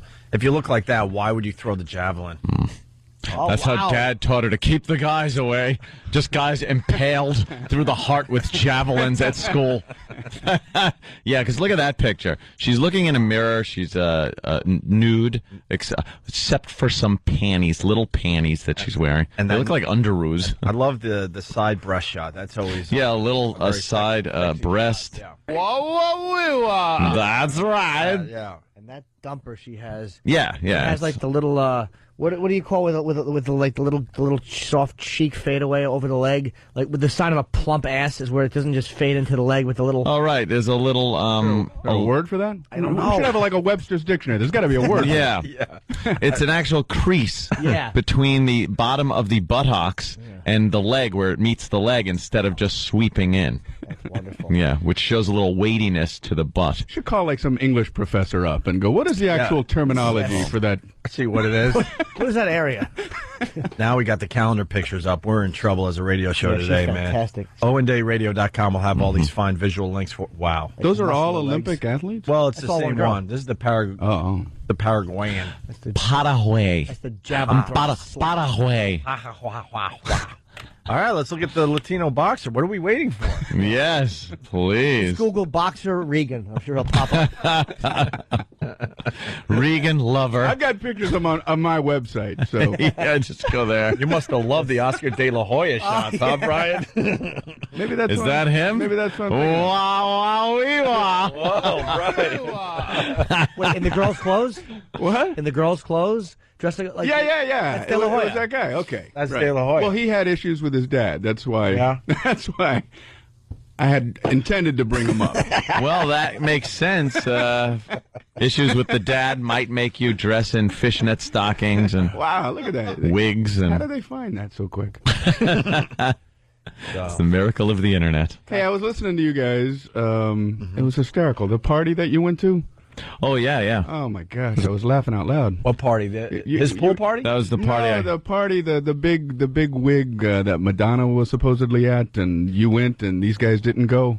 Oh, my goodness. That was probably a best of. That was one of the parties, from a while back, and I went there, and it was just an awful Yeah, like nothing was yeah. happening. And Madonna was supposed to be there. You were supposed to have like a special way to get in, but that didn't work out. You had to go get back in line. And Yeah, and I thought I was going to be kind of a privileged guest. The only person that was there, the biggest celebrity, was like Jay from Jay and Silent Bob, you know. Right. And that was pretty much it. But your callers, man, are hysterical. They just kept calling, just piling on, man. Hammering. Yeah, it's called being thrown under the bus on this show, and it's very hard to crawl out from that wreckage. Our listeners are great at that, too. Our listeners get in the bus, and they know how to put it in reverse and forward over and over again just to keep squishing you. It was big time funny. Wait, why couldn't you get in? We're just dopey radio guys. This is going back a ways, too. From time to time, They we just really re-aired it like about a week or two ago. That's why. we were off. From time to time, we really think we're somebodies, and then we go to one of these things and realize, no, can't get in. We're just not. Like what? Hello. But that's like a walk of I think shame. that was when we just had gotten to New York. It was like no, that was when I just ditched the wife. Oh, That's a while ago. Wow. Yeah. Good thing that's over. Oh, that's right. It isn't. Hey, that party, that was Oscar De La Hoya there by any chance? Yeah. He was asking about you. Yeah, what was he wearing? Fishnets and a wig. He looks silly with the wig. Like he doesn't look silly in the fishnets? Exactly. Hey, we got the name. We got the name. That was the thing that put out. Yeah, what's with the wig? I'm Mr. Literal guy now today. Take the day off, Jim. I'll be Mr. Literal bit ruiner. We got the answer to your question about that part of the hiney. Okay. Let's go to Brian in PA. Brian. Oh, hi. Anthony, the horizontal lines in the bottom of the butt are called the gluteal folds as opposed to the vertical line, which is the gluteal cleavage. Yeah, we're looking for the sexy names. Yeah, gluteal fold. Baby, I love your gluteal fold. Right. Oh, yeah. But that there is a technical term, apparently. Yeah. Well, let's gluteal cleavage. Yuck. Well, like a plastic surgeon would have to use that kind of language. Yeah. You know, if he was going to be doing work on that area. You do have some gluteal fold that I think we need to lift here. Lift as opposed to the gluteal cleavage area. Which looks just fine. Oscar. They're also calling it the gluteal cleft. Oh, really? Yeah, if you Google gluteal cleft, some nice hiney shots come up. Oh, hey, let's say hi to Jim in Virginia. Jim. Hey guys, how you doing? Happy birthday, Jimmy. Thank you. I've been told it's called a Nate. A Nate? Wait, hold on. Yeah. I don't know how sexy that is, but it's called a Nate. Is that an acronym for anything? I don't know. I don't know. All right, thanks, sir. Let's go to Lance in New York. Lance. Hey, how's it going, guys? Hey. Is acronym wrong? No, that's right. Good. All right, Brian, have you been out jumping your bicycle lately? Aye. Aye. Aye. Yeah. Yeah. Well, we have our little boy now that we're kind of doing this all over again. Yeah, we used to make the bike ramps out in the road because that's where all the cars are. You put the cement block out in the middle of the road and you angle some wooden plank up to it. And the object is for one kid to get on his bike, ride as fast as he could, and see how high he could go. And that's as far as we planned. It wasn't until the first kid was flipping in midair. What happens now? We don't know. He hit a mailbox. Bunch of 9-year-old paramedics running up. We don't know what to do. Get some leaves. 9-year-old paramedics. Yeah. We really didn't know much. No. And that's when you do get injured the most, when you're a little kid like that and just have no clue what to do. Mud. For some reason, mud seemed to be the cure-all with kids if you cut yourself. Because you'd watch like an old movie where an Indian would put mud on something. So you cut your knee open and just put some mud on it. Meanwhile, it's like mud coming. It's mud from the gutter of the street. You're so right. Me and my brothers would throw dirt on our injuries. Yeah. Dirt. Yeah, dirt, mud, whatever. We used to, because we don't want to freak mom out. We used to, like, if you got bloodied up or something like that, we would do the preliminary work where you'd take one of the brothers into the bathroom and wipe all the blood off, and then you present them to mom. Present. Because if the blood is all over their face, she's going to flip out. So you want to just, like, get it down to where there's just, like, one little blood source. One little dripping, one sucking chest wound. And then you always want to soft pedal it too, where it's like you don't want her to freak out, so you want to slip it into the conversation. Hey, Mom, we know that you said you had to go get some milk later, so since you got to be out anyway, we were just wondering if you just might want to take him to the hospital. If you're out, get some peanut butter.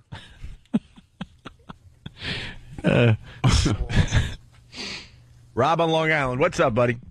Hey, what's up, guys? Hey. Hi. Yeah, another name for that gluteal fold is called the nagel.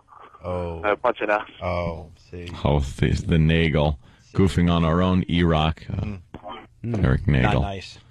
Hey, we got a great home invasion story. Do you carry guns there, Brian?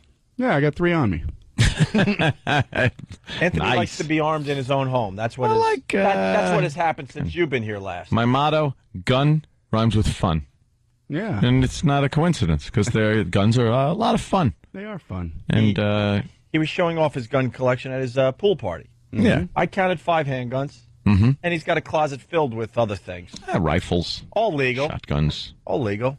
He plays video games, and if he gets a nice weapon in a video game, he goes, I want the real version of that. See, video games have become so realistic as far as the weaponry goes that, especially things like Call of Duty 4, the military-style games, that I look and go, I got to get that gun because it works really well in the game, and I like it. Or that scope is really good. I got to get an ACOG scope for my AR-15. So I'll go to the gun store. I frequent Coliseum Guns, and I'll say, yeah, I want that, and then I go there, go to the range, and it's amazing. It's like cheating when you have a scope. What do you fire at? Do you get to pick things? Pictures of coworkers, things like that. You bring in 8x10. Yeah, simple things like that. Put it on the little thing, the clip, and then send it back. Few yards, and then just blast some rounds off. People are like, how come Anthony's pictures all look like photo negatives? Just the ones he chooses. So what's the coolest gun you have? I mean, I don't know anything about them. But. As far as rifles go, I got a little, it's called an FS-2000. Takes the same round as my AR-15, the 223. And it's a little bullpup, it's called. And it looks very futuristic. Very like Starship Troopers-ish. So I like that one. But as far as my my handguns go, I gotta stick with my my HK-40 caliber. It's very nice. Although I just picked up a Colt 45. Now, do they have little orange and it tastes tips? Delicious. Orange It's a joke. It's also a malt liquor. An orange tip like the toy guns. Oh, those no, are cool. the only time the tip is orange is when a bullet is flying out of the front of it. It's called muzzle flash. You want to get an orange tip for it just to fool burglars into thinking it's fake? Hey, that's a fake gun. Hey, get out of my house. See, where I live seems to be every other day there's a story of home invasion in where I live, in the county I live in. And I'm not going to be the guy, because I always say, I go, if you have a home invasion, the story is always the same. The husband or the man of the house, whatever, is there with a phone cord wrapped around his neck. His family's being ravaged. And do you think for a second that in his head, the thought isn't floating around there that's going, I sure wish I had a gun. He's got to be saying that. It's not like, perhaps I could talk these gentlemen out of this. I think I can talk them out. It's just not going to happen. So I am better safe than sorry, I like to say. I made that up. But guns. Yeah, but we lost you when we learned that you actually carry it in your house. Well, it's not good enough to have the guns in nice strategic locations. He now has to walk around with one on his his hip. You have like a holster, like a Western. Well, not a Western tie down on my leg holster thing. It's a concealed holster, so you don't see it. But a lot of times, I go to the range. Wait, you're hiding it from yourself? Yeah, I don't want to know I have it. It'll scare me if I start thinking I actually carry a gun around like that. Oh my God! Yeah, you're the only one in the house. Why do you have a concealed weapon? Exactly. I have no idea. No, I go to the range a lot, so after I go to the range, I don't take the gun off. I kind of keep it there, and then I clean it, make sure they're clean. Nice, clean action. Yeah. Smooth, Charlene. Smooth, Charlene. Nice. I mentioned this because there's a great home invasion story happening. Oh, yes, see? Or that did happen. And I think this woman followed Anthony's advice and made sure she had a gun. Uh-oh. Yep, see? This has a great ending, this home invasion. Listen to this. In Pennsylvania, an 85-year-old woman caught a burglar red-handed. Lita Smith says that she came home, her side door was kicked in, and instead of running, she went inside and got her loaded pistol. She pulled her gun on the 17-year-old burglar and made him call 911. She kept that gun on him until police arrived, and he was charged with attempted burglary. There you go. You gotta love it. She made him call the police on himself. There you go. Ultimate humiliation. That really is. Hi. Pick up the phone. And she's 85 on top of it. 911. Yeah. 911 operator, it's the emergency. Yeah, I want to report. Do I have to do this? I want to report burglary. Okay, are you okay? Is everything okay in the house? No, I'm really not. I got a gun. Yes, I'm extremely embarrassed and humiliated. Is the perpetrator still in the house? Oh yeah. Yeah, he is still in the house. How embarrassing. Can you describe him? Yeah, let me get to a mirror. He's about my height. Right. Yeah, he got my hair color, my eyes. I'm 6'2". I would actually go, Hello, 911? Yeah, I was at home, and an 89-year-old lady came, and she's robbing me right now. She's holding a gun to me. Please send the police. Yes. Send the police. Shoot first, because she said she's not going to be taken alive, and she wants to take down as many cops as she can. She's old and crazy, and has a gun. That's a great one, home invasion story. All right, we got Brian Regan, Comedy Central, Saturday, September 6th. Yes, right? yes. At 10 p.m. Yep. And then the DVD will be out on September 9th. And then Letterman on the 29th. That's how many times have you done Letterman? I've done Letterman 4 times, right?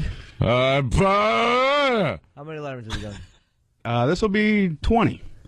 20 Lettermans. Are you kidding? Yeah.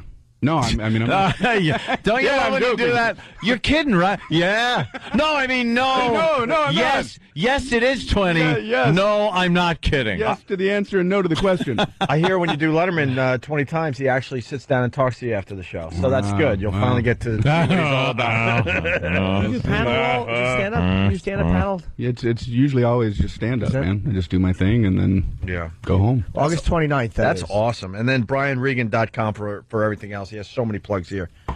Check into the energy drink that Brian Regan is promoting. Opie and Anthony will continue. And then he'll be at the Hampton Beach Casino Ballroom in Hampton Beach, New Hampshire on August 23rd. And then on the 24th, the South Shore Music Circus in Cohasset, Massachusetts. Brian Regan has so many plugs, I figured I would just do it during the commercial break. And then he'll be at the Avery Fisher Hall as part of the New York Comedy Festival on November 9th. And then his energy drink comes out in December. Holy yes. Energy drink. It's the Opie and Anthony Show. Brian Regan has been doing our show for, I wowould say, 10 years at this point. Mm-hmm. Going back to Boston. I was on with you in Boston once or twice before you guys came down this way. Wow. And we like the Brian Regan that likes to drink after the comedy shows. Anthony's gotten to see that a few times. That was that one time. Yeah. It was one time at... Was that a beer or something, right? Yeah, I think we split it. Yeah, we split that one beer, 2 straws, I said. That was crazy, man. I remember a story at Caroline's. Brian doesn't do a lot of that drinking, but things were getting so crazy in the NEW days with Brian Regan. And I'm not even going to say why they were, but they were. Because I don't want it to happen again to you. And he was selling out so many shows at Caroline's that they forced him to do 3 shows a night, which is just insane for a comic. And Ant and I would go, and Jimmy would go to the shows and stuff, and we'd get to hang out with Brian in between shows, and he was doing shots just to deal with the craziness that was happening at Caroline's. Because they would throw a 2 a.m. show at Brian. Brian we got to do a 2 a.m. show. And Brian's like, but everyone's really wasted now. There's a line outside. Right, we're just going to keep Get up booking there. shows. Well, the shots had nothing to do with the shows. That's just how I live my life, man. Yeah. I do a shot before I go to church, you know. We there was a night we closed Caroline's and then walked around the corner to another bar. Just for the hell of it. Yeah. Just because, you know what? Fun, man. It wasn't time to stop drinking when the bar closes. Amazing.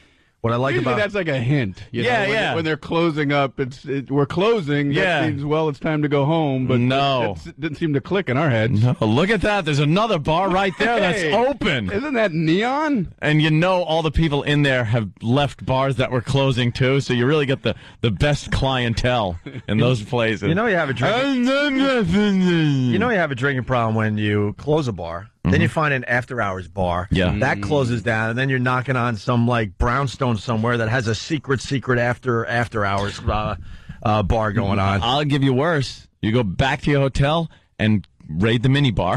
And then the mini bar finally. Because there's no more bars open, but there's a mini bar. I remember being in Montreal, the Montreal Comedy Festival years ago, and it was one of my first experiences with a mini bar. And somebody was having like a party up in their room, you know, because all the bars were closed. And I didn't want to go empty-handed, so I opened up that mini bar, and I saw those little liquor bottles. Oh no! So I got a pillowcase. Oh no! What do you think? They just put them in there for your convenience? I just emptied out the whole thing and brought my pillowcase of goodies up to the party, you know. And I didn't know until checkout, you know, it's like $1,700 for liquor. I'm like, what? It's like, wow, Mr. Regan. Here's a card. Right. This is a program that perhaps you should look into. Yeah. We'll keep this between you and I. Yeah. But wow. Oh, Oh, Jimmy, your mic. You're missing the point, too, on what white trash Regan is to think that's a classy move. Booze in the To bring pillowcase. alcohol in a pillowcase to another hotel room. Oh, we're not. It's good once you get there, and if you get in a fight on your way to the room, you could swing that pillowcase into someone's face. You know what? Brian might be fooling his audiences, but he doesn't fool us. We know this is a facade you got No, here. that's a true story, man. Yeah, that's what we're saying. Oh, okay. Because of an I see alcohol what you're saying. Right. Yeah. What I like about Brian, I got to say, every time I see him, a lot of new material. Well, thanks. And man. as a fan, I so appreciate that. That's very cool. You're You guys always are working on your craft. Always kind enough to come out and check it out, and I don't want to be embarrassed and be doing the same stuff. So, like, I'll just wing stuff on stage. I look out and see you guys. I better make something new up, so it looks like I'm working on my show. Have you noticed I haven't checked you out as much as I used to? Because I started feeling like I was a stalker. All of a sudden, Brian would be in Philly, and I would happen to be in Philly, but Brian doesn't believe that. And all of a sudden, he would see me backstage, like, oh, hi. And then he would be up in Boston, and I'm backstage at one of his Boston Well, those shows. all made sense, but then I'm like Jackson Hole, Wyoming. What? In Vegas at the airport when you fly home. Just kind of waiting He's there there. at baggage claim. I don't believe the coincidence. knocking on his door in Vegas. Are you working on anything new that you want to try out on me? But No, I'm always appreciative. that's a man. You can testament- come out here anytime you want. I like man. to see I'd love comedians, have you but out. that's a testament to you. I probably see you more than any other comedian. Well, I'm very, very flattered by that, man. And I love your local TV stuff you do.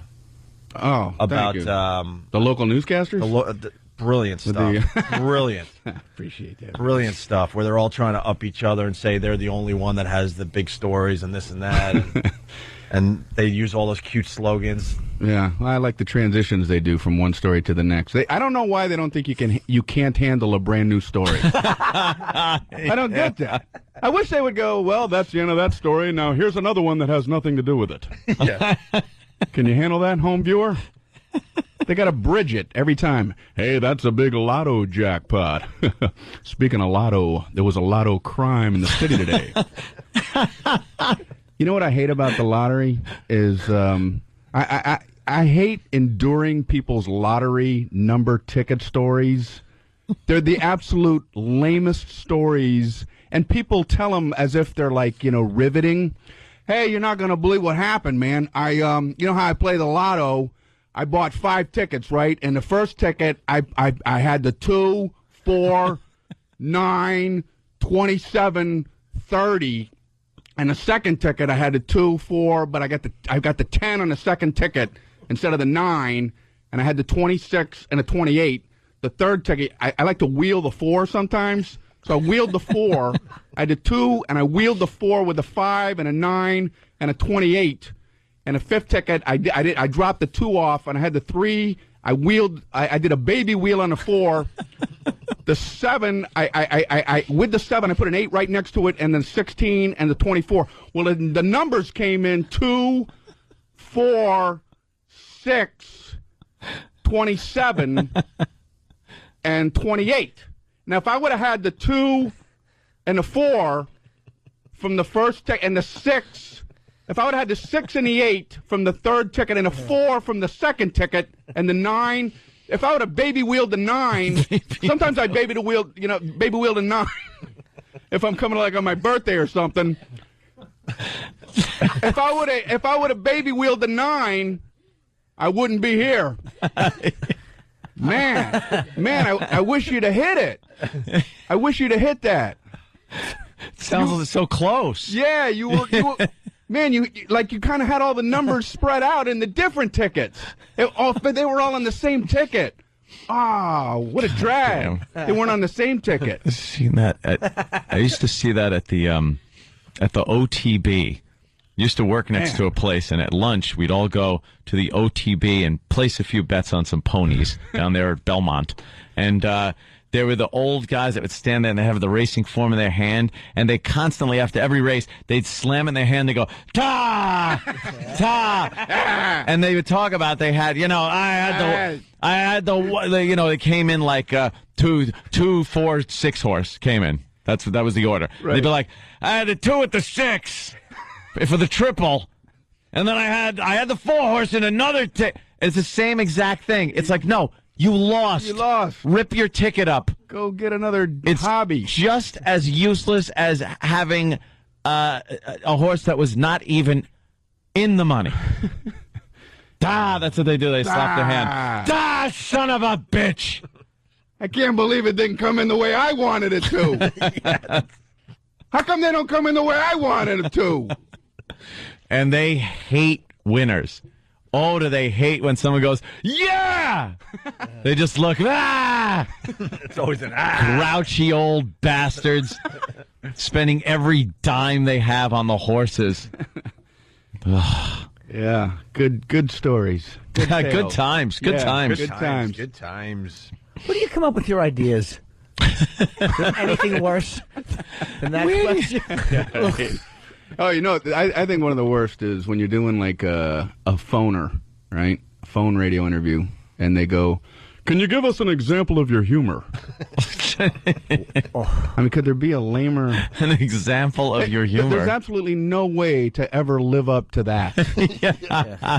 Yes, I have a prime example of my humor. Imagine, if you will, I'm on stage, right? And then I say something like "knock knock." I almost want to hang up. I want to pretend like I have a bad connection when they ask. You could. I should. I'm gonna start doing that. Can you give us an example of it? Well, we'll try to get Brian back on the phone to ask him that in-depth question about his humor. But right now, we got a twofer from Led Zeppelin. They're just lazy radio interviews. Where do you get those funny ideas? When I'm dismembering hookers, these things just come to me. They pop into my head. It's really weird. I'm out committing horrific crimes. And all of a sudden I'll think, hey, directions on Pop-Tarts. Where do you get your ideas? Usually while watching rape porn, believe it or not. It's so bizarre. Yeah, a lot of people wouldn't know that. But that's really where it comes from. That's the seed. That's the nucleus. That's my inspiration. Of where the bits come from. Because when they ask you, you realize you have no idea. It's like, I don't know. There's no real, it just kind of happens. It's like, there's no specific source, but you can't tell people that. Or they'll ask something that's way above what you ever do. What is your process? My what? Process? Wake up in the morning, I take a dump. Every 6 months, I get lucky enough to think of something. And if I'm not too lazy, I'll jot it on a napkin. There's the That's funny. That's my process. Your process. Yeah, they try to break it apart scientifically. It's not really Is there a art. formula to your comedy writing? Or if they say something that sounds smarter than what you do, you just agree with it. It's like, when you're watching the news, do you ever break it down and say, this is kind of, and you're like, yeah, that's what I do. Yeah, It's never what I do. No. That's what I do. Ever. No, I swing and miss a lot, and whatever connects with, I do that again. Yeah. There it is. Hey, we got two really good stories. You got a choice here. We could do woman had feces thrown at her while pregnant. Okay, so hot. Or baby whale thinks yacht is its mother. Wow. I say go with the feces, because the Of whale course. one I could kind of understand. Big dumb whale, big Yeah. boat. I get it. Stupid lamp oil machine. Lamp oil machine. All a whale is. You're equating, or you're understanding the whale. I can kind of get that. Yeah. Yeah, I can see how I'd misinterpret a boat as another whale. Yeah. Let's go with the feces. By the way, I like your whale bit. Thank you. Not saying you should do it right now, but I'm just saying it's a classic Brian Regan bit. Appreciate that. This is what the whales are saying, right? Here's the feces story. Anna Goyce can breathe a little easier now that her 2-month-old baby is... Oh, now that they cleaned her face. Ow. Wow, wee. Anna Goyce can breathe a little easier now that her 2-month-old baby is physically healthy. But most of her pregnancy was fraught with fear and complications. Instead of enjoying welcoming my baby, I was just so afraid of what would have happened, what could go wrong. Last December, Goyce was splattered with a bag full of human feces when a group of teens threw the bag into Walgreens in O'Fallon, Missouri. Goyce was 10 weeks pregnant at the time. Oh, that's terrible. Oh, no, that's terrible. That's just awful. I know. That's just terrible. That's the whole story? We got a little more. Oh, God. Splattered feces. Kids will be kids. I did that all the time with my buddies. We just, drive by Walgreens and throw a bag of feces in. Feces. It's just a kid thing, You're kidding, but... Yes. Oh, boy. We never threw a bag of that. I'm going the absurd route, and Jim Norton's like, whoa, hold on. Well, there's couple truth is stranger than fiction. We would get a dog crap and put it in the library book slot. Was a favorite. Oh, God. That was a favorite of ours. Me and my buddy Tom Naylor would do that in North Brunswick, just because we knew the librarian would have to fish out the books and just see that. Try to clean up. Yeah. She's just a dumb volunteer. Yeah. And look what you're doing to her. So she Got to deal with all that. All that, right. So they threw the bag into the Walgreens. How did it affect her? Yeah, we're I going don't to find get out. that. I'm hoping here. On Monday, 18-year-old Kyle Medley of O'Fallon, Missouri pled guilty to misdemeanor assault and property damage. Another teen is awaiting trial on the same charges. Kyle Medley could have gotten up to 1.5 years in county jail. Instead, the judge gave him a 2 years probation. And during those 2 years, he must not have contact with the victim or his co-defendant. Goyce, who works as a teacher, is angry and disappointed. At the time, she felt so humiliated, she needed professional counseling. For Christmas, I didn't want to go out. I spent the entire Christmas, the entire break pretty much in my room with the blinds closed. I want the community to get the message. We cannot tolerate this. I don't want other teens to think, well, they got away with this, so why don't we start doing this and, well, something else. Who's doing that? Something else. It never happened. It doesn't happen. It's not this big epidemic. It's just feces splattering in people's faces. We have to carry umbrellas when it's sunny because bags of duty are flying by. Stupid. Get a hold of your blinds closed. We have to let the community know what? That the bags of doo-doo. Does anybody think it's acceptable? Like, do you have to inform the community? Are there people that would go, I guess you're right, good point. I would have co-signed for that until you showed me. I guess we should stop throwing bags of feces. I like the way the guy's not allowed to have contact with the victim. Yeah. Like he would want to reach out and go, hey, what do you think about what I did? His anonymous victim that just got in the way of his flying bag. Yeah, you remember doo-doo. that? Remember when I threw that bag of doo-doo? What do you think about that? Was he throwing it at her? They don't say. If I it think was just kind of random. I think it was random. I think it was just, She they just just happened said to be in the into way. the You wall. think he is a marksman with that? Yes, he was aiming right for her face. This guy's brilliant. Be a horrific crime. You're born again hard. There's nothing more deadly than a Marine and a bag of feces. Let's go to Mike in Alabama. Mike? Hey, guys. Great show. Thank you, Hey, sir. we used to, going kind of toward the direction Jimmy was going, we used to take dog caca and smear it up underneath people's door handles on their car. Wow. Oh, is that an awful thing to do? I'm just stunned by the word caca. Yeah. It just doesn't, because it doesn't come off of your hand very easily. You can scrub and scrub and scrub, and oh, it's fine. It's got. Oh, well, you just talk. It's your show. Go ahead. Yeah, go ahead. sir. I'll wait for you. You tell me when you're done, and the guy's talking. He's talking into his phone like it's just a CB radio microphone. The part that he hears with is in his hand. Yeah. And he's just going, blah, blah, blah, blah, blah, blah, blah. I can't hear anyone else talking. Jesus. All right, let's go to Paul then. Paul, it's the Opie and Anthony show. What do you got? Huh? Morning, boys. Hey. As usual,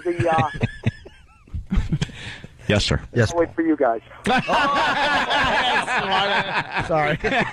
I love He it. doesn't want to endure a reprimand. Am I free to speak?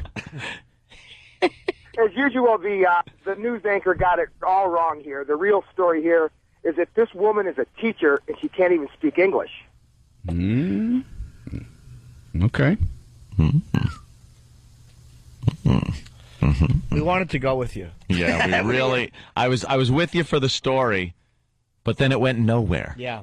But yeah, she had a tough time speaking the English. Punching out. So I heard that too, Paul. But that All right. that damn under the door handle is fantastic. That is so bad. Because you probably think at first, how did this? Oh yeah, someone put it here. Yeah. How did a dog get his? But then, Major Nelson, a dog. But then how? But I saw the, and then there was. He's always so confused, Dr. Bellows. But wouldn't you be embarrassed that you actually have that moment where you wonder how the dog did it? Yeah. What? Before the smart part of your brain kicks in. Wait a second. Young This was a pranksters. gag by a prankster. It was trickery. What? How many people have napkined off their hand and then angrily immediately driven to a car wash with their windows rolled up and the car stunk inside? You can't have your car. I'd explain to the guys, could you get under the door? Yeah, could you do under the door handle, please? Yeah.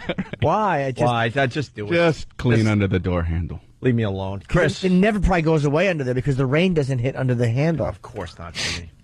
That's why it's so evil. That's why it's brilliant. That's fantastic. Chris in Texas has a good one. Chris. Where do you get your ideas? Well, I was thinking, how could I smear dog dew where the person won't even know they're touching it? What's your process? Yeah, well, I've got the dog poop. And I find a car with the door. You can't use the old style ones with the push button. You need the lift handles. Push button's good too, though. If you want to go push button, because they don't just push the button and it pops open. You got to push the button and then your four fingers loop in. Oh, wow. I didn't even think of that. So as you pull back, you're getting four right in the crease of your fingers. It's right in the nape or the nape. Yes, right in the nape of your fingers. We got to go one from Chris in Texas. Chris. All right, I got to make this really quick. We used to do what was called the poop purse.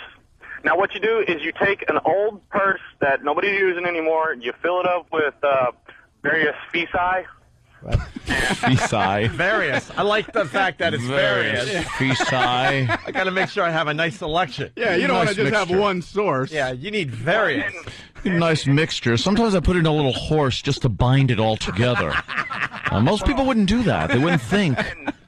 And used feminine products, if you will, Yes. and set it underneath a street light and wait at night and wait for cars to pass by. People would stop and be, purse, money. Grab the purse, drive about 50, 60 yards or whatever, and all you would see is the purse fly out of the window. Can we do we have to together. It's hilarious. We have to do poo purse today on the other side. Can we do poo purse, Danny? Poo purse. You got anything going on today? Probably not. That's a great Probably video. can't. A bunch of videos, though. How funny would those videos be on YouTube?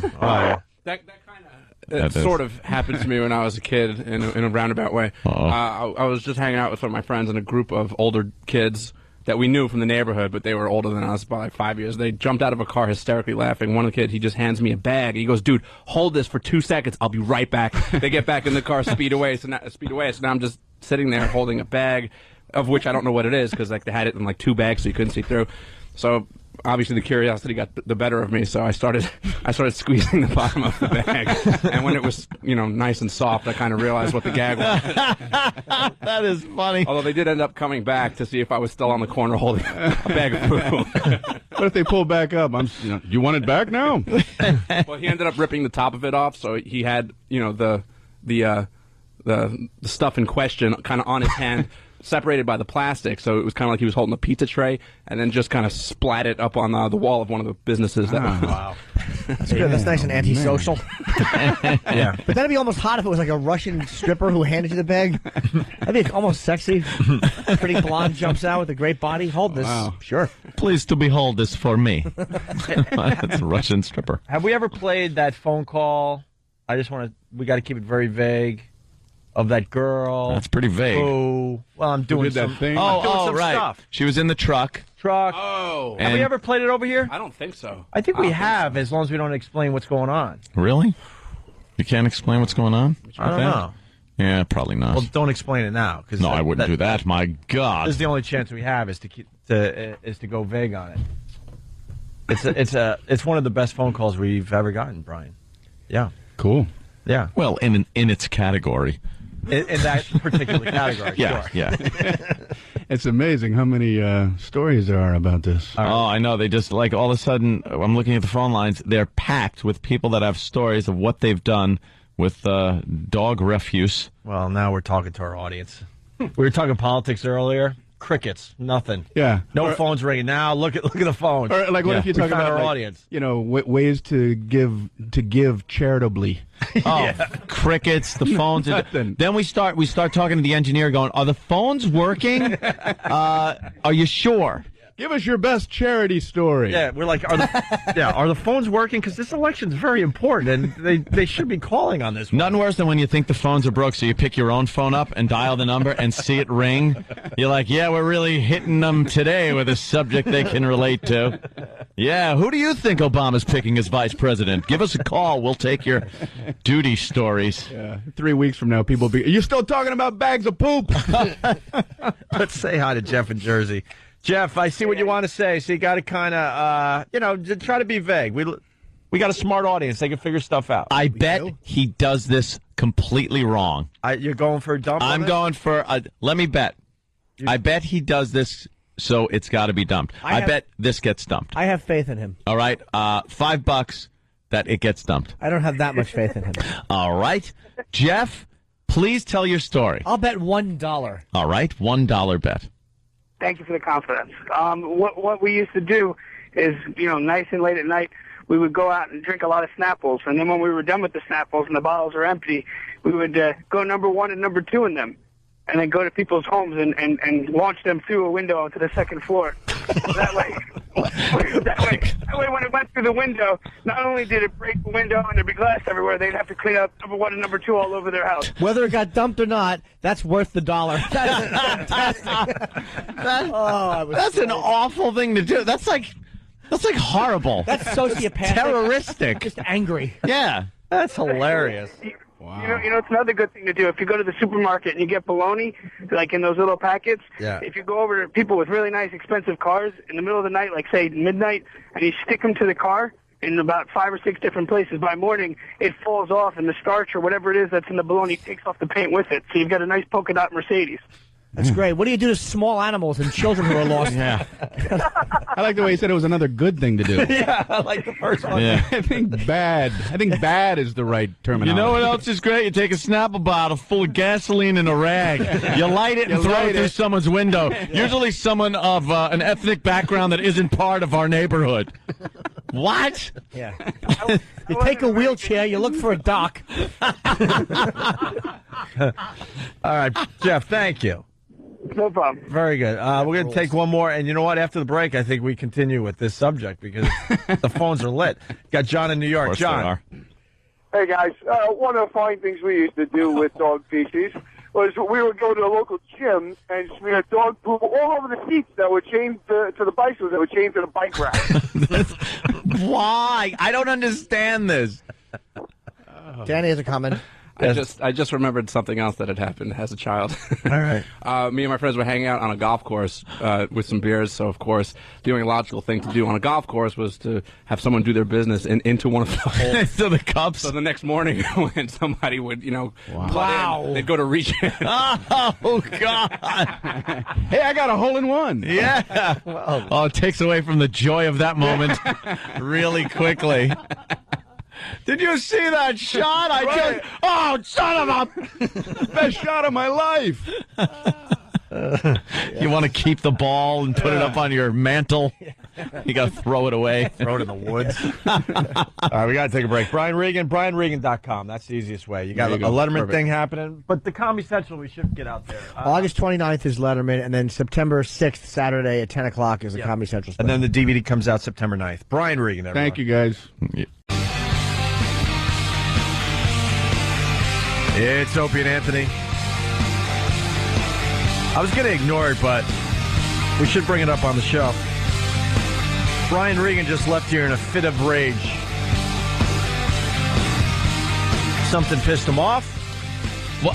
He said, I'm out of here. He threw his coffee. And that's that.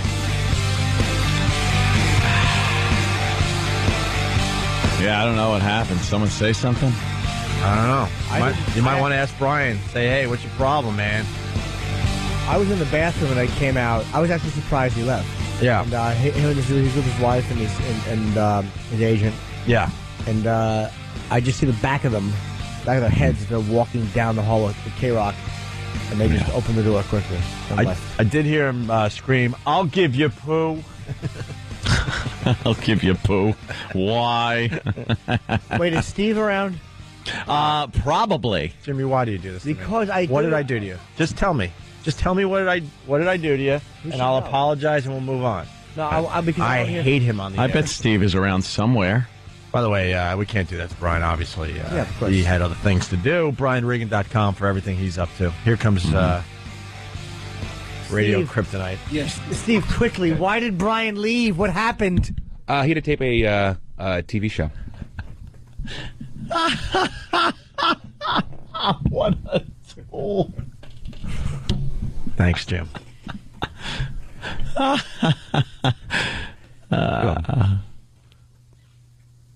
Wow. Hey, we got more poo stories on the phones. Mm-hmm. We also we're going to try to mop up here because we got lots to do. We Mop up. Well, we got the table tennis women. Isn't that ping pong? No way. Wow. What happened? No, I'm just looking at the clock. I know. That flew. I know. Jiminy Cricket. God. Ping pong.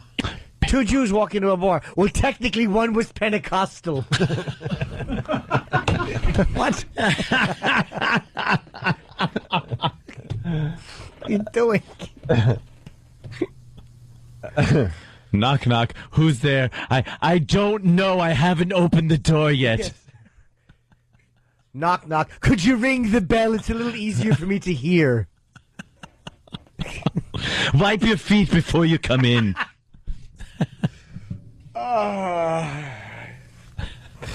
A black guy, a Jewish guy, and an Italian are going down in a plane. Were they sitting in first class or coach?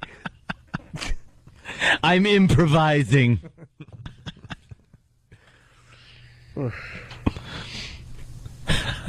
Steve from Bayshore. Why'd the chicken cross the road? I'm not sure. Perhaps he had something to do.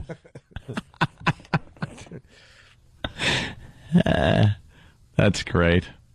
We love you, Steve. You know that. Gary Glitter. Oh, speaking of Steve. Yes. Well, we got ping pong, too. Mm-hmm. I say Gary All right. is hotter. And we got U2, Bono doing something really stupid. But what do you want to do? Gary Glitter? Yeah. Yeah. That's a sexy story. This Gary Glitter should just not be able to live at this point. They should, when they catch guys like that, they know you did it. They should just put a gun in your mouth and blow the back of your head out. Yeah, because this guy is there's no fixing his problem. Scumbag. He's a predator, and that's it. He'll always be one, and this proves it. He's famous for saying "Hey" every 30 seconds in a song. Yeah, that is played at every sports arena. and he spent a lot of time in jail for having sex with underage girls, right? In Vietnam, He finally got out, and somehow he ended up in the airport in Thailand. And Thailand. And he refuses to go back to London. Thailand. What happens in Thailand? What do you think? You have to take a connecting flight from Vietnam to Thailand. That's just, wow. Thailand. Oh, that's right. You have sex with children in Thailand. What is it, Pedo Airline? Yeah. God. All the meals are kids' meals. Yeah. The movie's The Bad News Bears all the time. That's all they play. Just wants to go from he just can't get enough of that. That's what he wants to do when he's out of jail. Go to Thailand because he probably knows places in Thailand where you can go and have sex with kids where he knows he won't get caught, like really dark, under seedy places, and he probably knows where they are. And he's just the guy should just die. How is he affording all this off one dumb song? Yeah. So he ended up in Thailand. He faked illness so they don't fly him back to London. And if he goes back to London, what, they're going to try to charge him with some stuff, I'm thinking? Either that or they may take his passport away so he can no longer travel. To these countries. How can they do that in London, though, if he didn't do anything in London? Well, if you're convicted of a crime, I don't know what the exact ruling on their system, but, if you lose your rights... You lose your rights here if you're convicted of a felony in certain areas, and you're not allowed to move about as easily. What is that thing they have over there where you can be, I'm not sure if this is the exact term, but it's something like held at the discrimination of the Queen? The Queen, yeah. Or at the something of the Queen, where, like here, they can't just hold you. Yeah, they can't just put you in jail here and kind of hold you with no charges filed or anything. But there... They could put you in jail and just kind of hold you there as long as they want, as long as the Queen says, keep him in there. Like Guantanamo, kind of. Yeah, yeah. You just put him there and suspect. They have that kind of thing. Wow. So they could just kind of throw you in jail. Well, the thing with him is he's being forced out of Vietnam, as he should be. Why are they flying him back to London? Why doesn't he fly somewhere else? I'm guessing no place will take him. But why a London flight? Maybe it's like that floating garbage scow that was going around New York City years ago. No one wants him. Yeah. Like Hyman Roth. Hyman Roth. I'm a pedophile in search of children.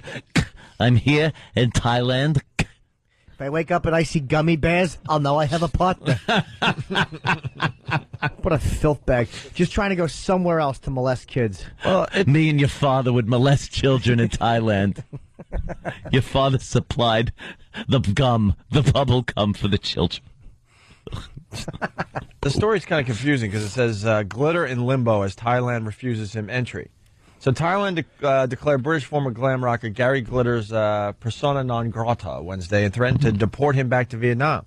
But that would be a good thing for him, wouldn't it? No, it's Vietnam. Oh, there's obviously a problem with him being in Vietnam. So they're going to watch him pretty closely in Vietnam. They might not let him back into Vietnam. Maybe Vietnam is saying you have to leave the country or you're going back to jail. I mean, there's obviously a reason, or he would hang out in Nam and not feel forced to go to He looks like Britain. a creep, man. These pictures of him. 64-year-old was due to have boarded an overnight flight to London from Bangkok, but was still wandering the airport transit lounge more than 16 hours after flying in from Vietnam. He initially complained of chest pains, refusing to board the Thai Airways plane to the British capital, but it was unclear what would happen next. A doctor examined him in the transit lounge and said Glitter was suffering from a minor inflammation in his chest, declaring him fit to travel. Yep.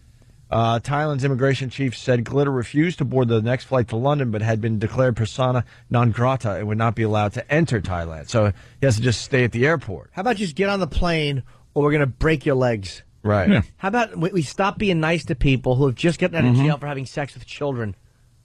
Thailand should really do. Why don't we send him to Singapore and have him mule a little heroin? That'd be nice. The terms of Glitter's sentence called for his deportation upon his release from jail, and it appeared unlikely Vietnam would allow him to return. He could be returned to his homeland since we do not want him here, said Thailand's commander, blah, blah, blah. Thailand kicks you out. That we were talking about how bad you have to be, that Thailand goes, we don't want you here. There are businessmen doing a conga line over there to have sex with young boys, and they don't seem to do anything about it. Did you read the quote from the Thai Lieutenant General? He poses a danger to a peaceful and orderly society and offends Thai morals. Ooh, wow, he is bad. Wow, wow, wow. Speaking of that, look at Miss Teen USA. Is that who she is? Stevie Perry. Steve Perry's her name? What the hell is that? There's a little eye at the end. So Okay. A tiny little eye. She doesn't look like a teen. She's pretty, man. Yes. Yes. Wee-wah. Let's say hi to Corey in New Hampshire. Corey. Hey, how's it going, guys? I don't know how I'm gonna follow up that Gary Glitter story. Yeah. But we used to rub S into people's screen doors and watch them wash it out because it was either sprayed it up against their door or sprayed it out into the yard, and they were never able to clean it up. It took forever. Acid? No, not acid. We're back to the we're back to those stories. Oh. In the screen door. Yeah, we'd pick it up in a bag and we'd just rub it all over their screen door. That's pretty funny. All right, yeah, that's a rough one to get out. Like a cheese grater. Yeah. Daniel, Alabama. Morning, boys. Hey. Hi.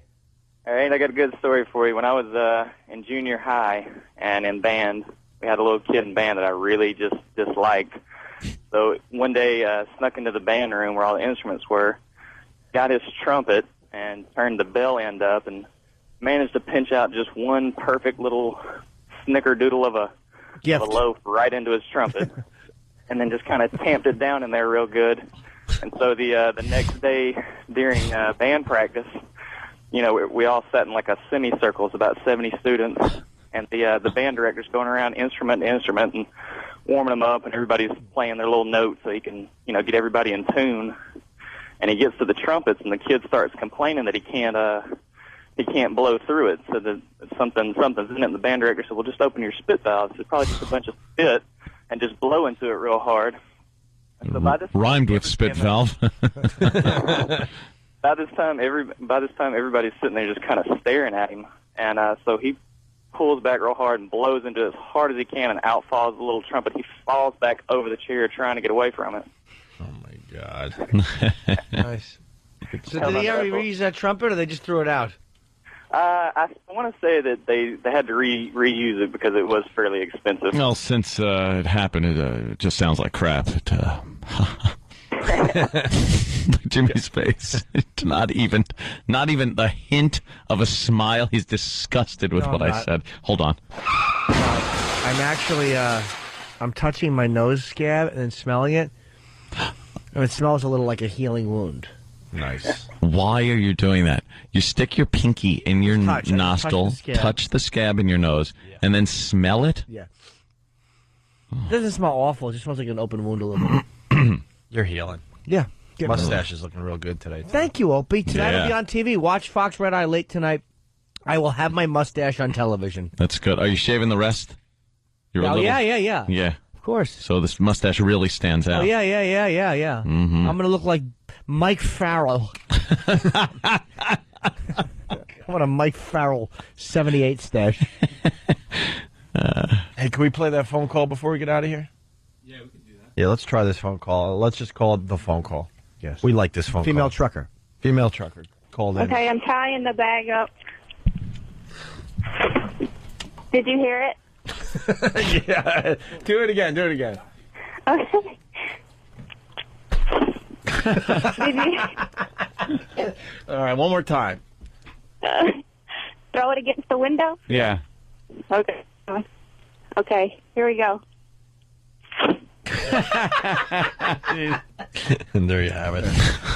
What a trooper she was. Yeah. Oh, boy, she was. She never even had to get out of the truck. Nope. Nope. God, that must have just been horrific in there. Just park on the side of the road. No need to walk anywhere. Just Ew. right there. Hey, Danny found a website called poopreport.com, right? Of course he did. Yeah, there seems to be some amusing stories about the obvious. Oh, things that we were kind of hitting on? Yeah, and also I'm getting word that there's a rumor going around that over at XM, somebody might have had an accident in the bathroom on the floor. So that just kind of ties everything. All right, let's ride out of the elevator and all into the bathroom to check out that treat. I can't wait. Poe? Oh, Well, we don't know oops. who, but apparently there was something left on the floor in there. Happens. And really fast, we did a lot of visual stuff today. Go to onaradio.com, and all those links will be up there, right? Many are up there now. Thank you, Stunt Brain. Guys, it was fun today. It's Whip 'em Out Wednesday, so, women, do the right thing if you see those WOW stickers today. That's what wow means. Yes. Jimmy on Red Eye tonight, and we'll see you guys tomorrow. And I'll still have my mustache. Mustache.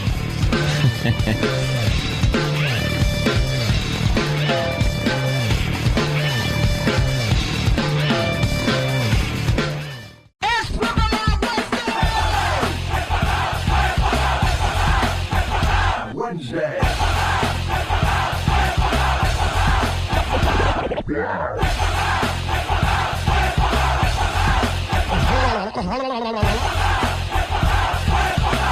Oh my God. B-double-O-B. Food. There's a lovely young lady showing her breasts. Food. Food. Food. Naked. Chuck 'em. Girls all over the country flashing their lovely boobs. Guess how many boobs I saw today? Can? I don't have those. You are spectacular. Well, me. Wednesday.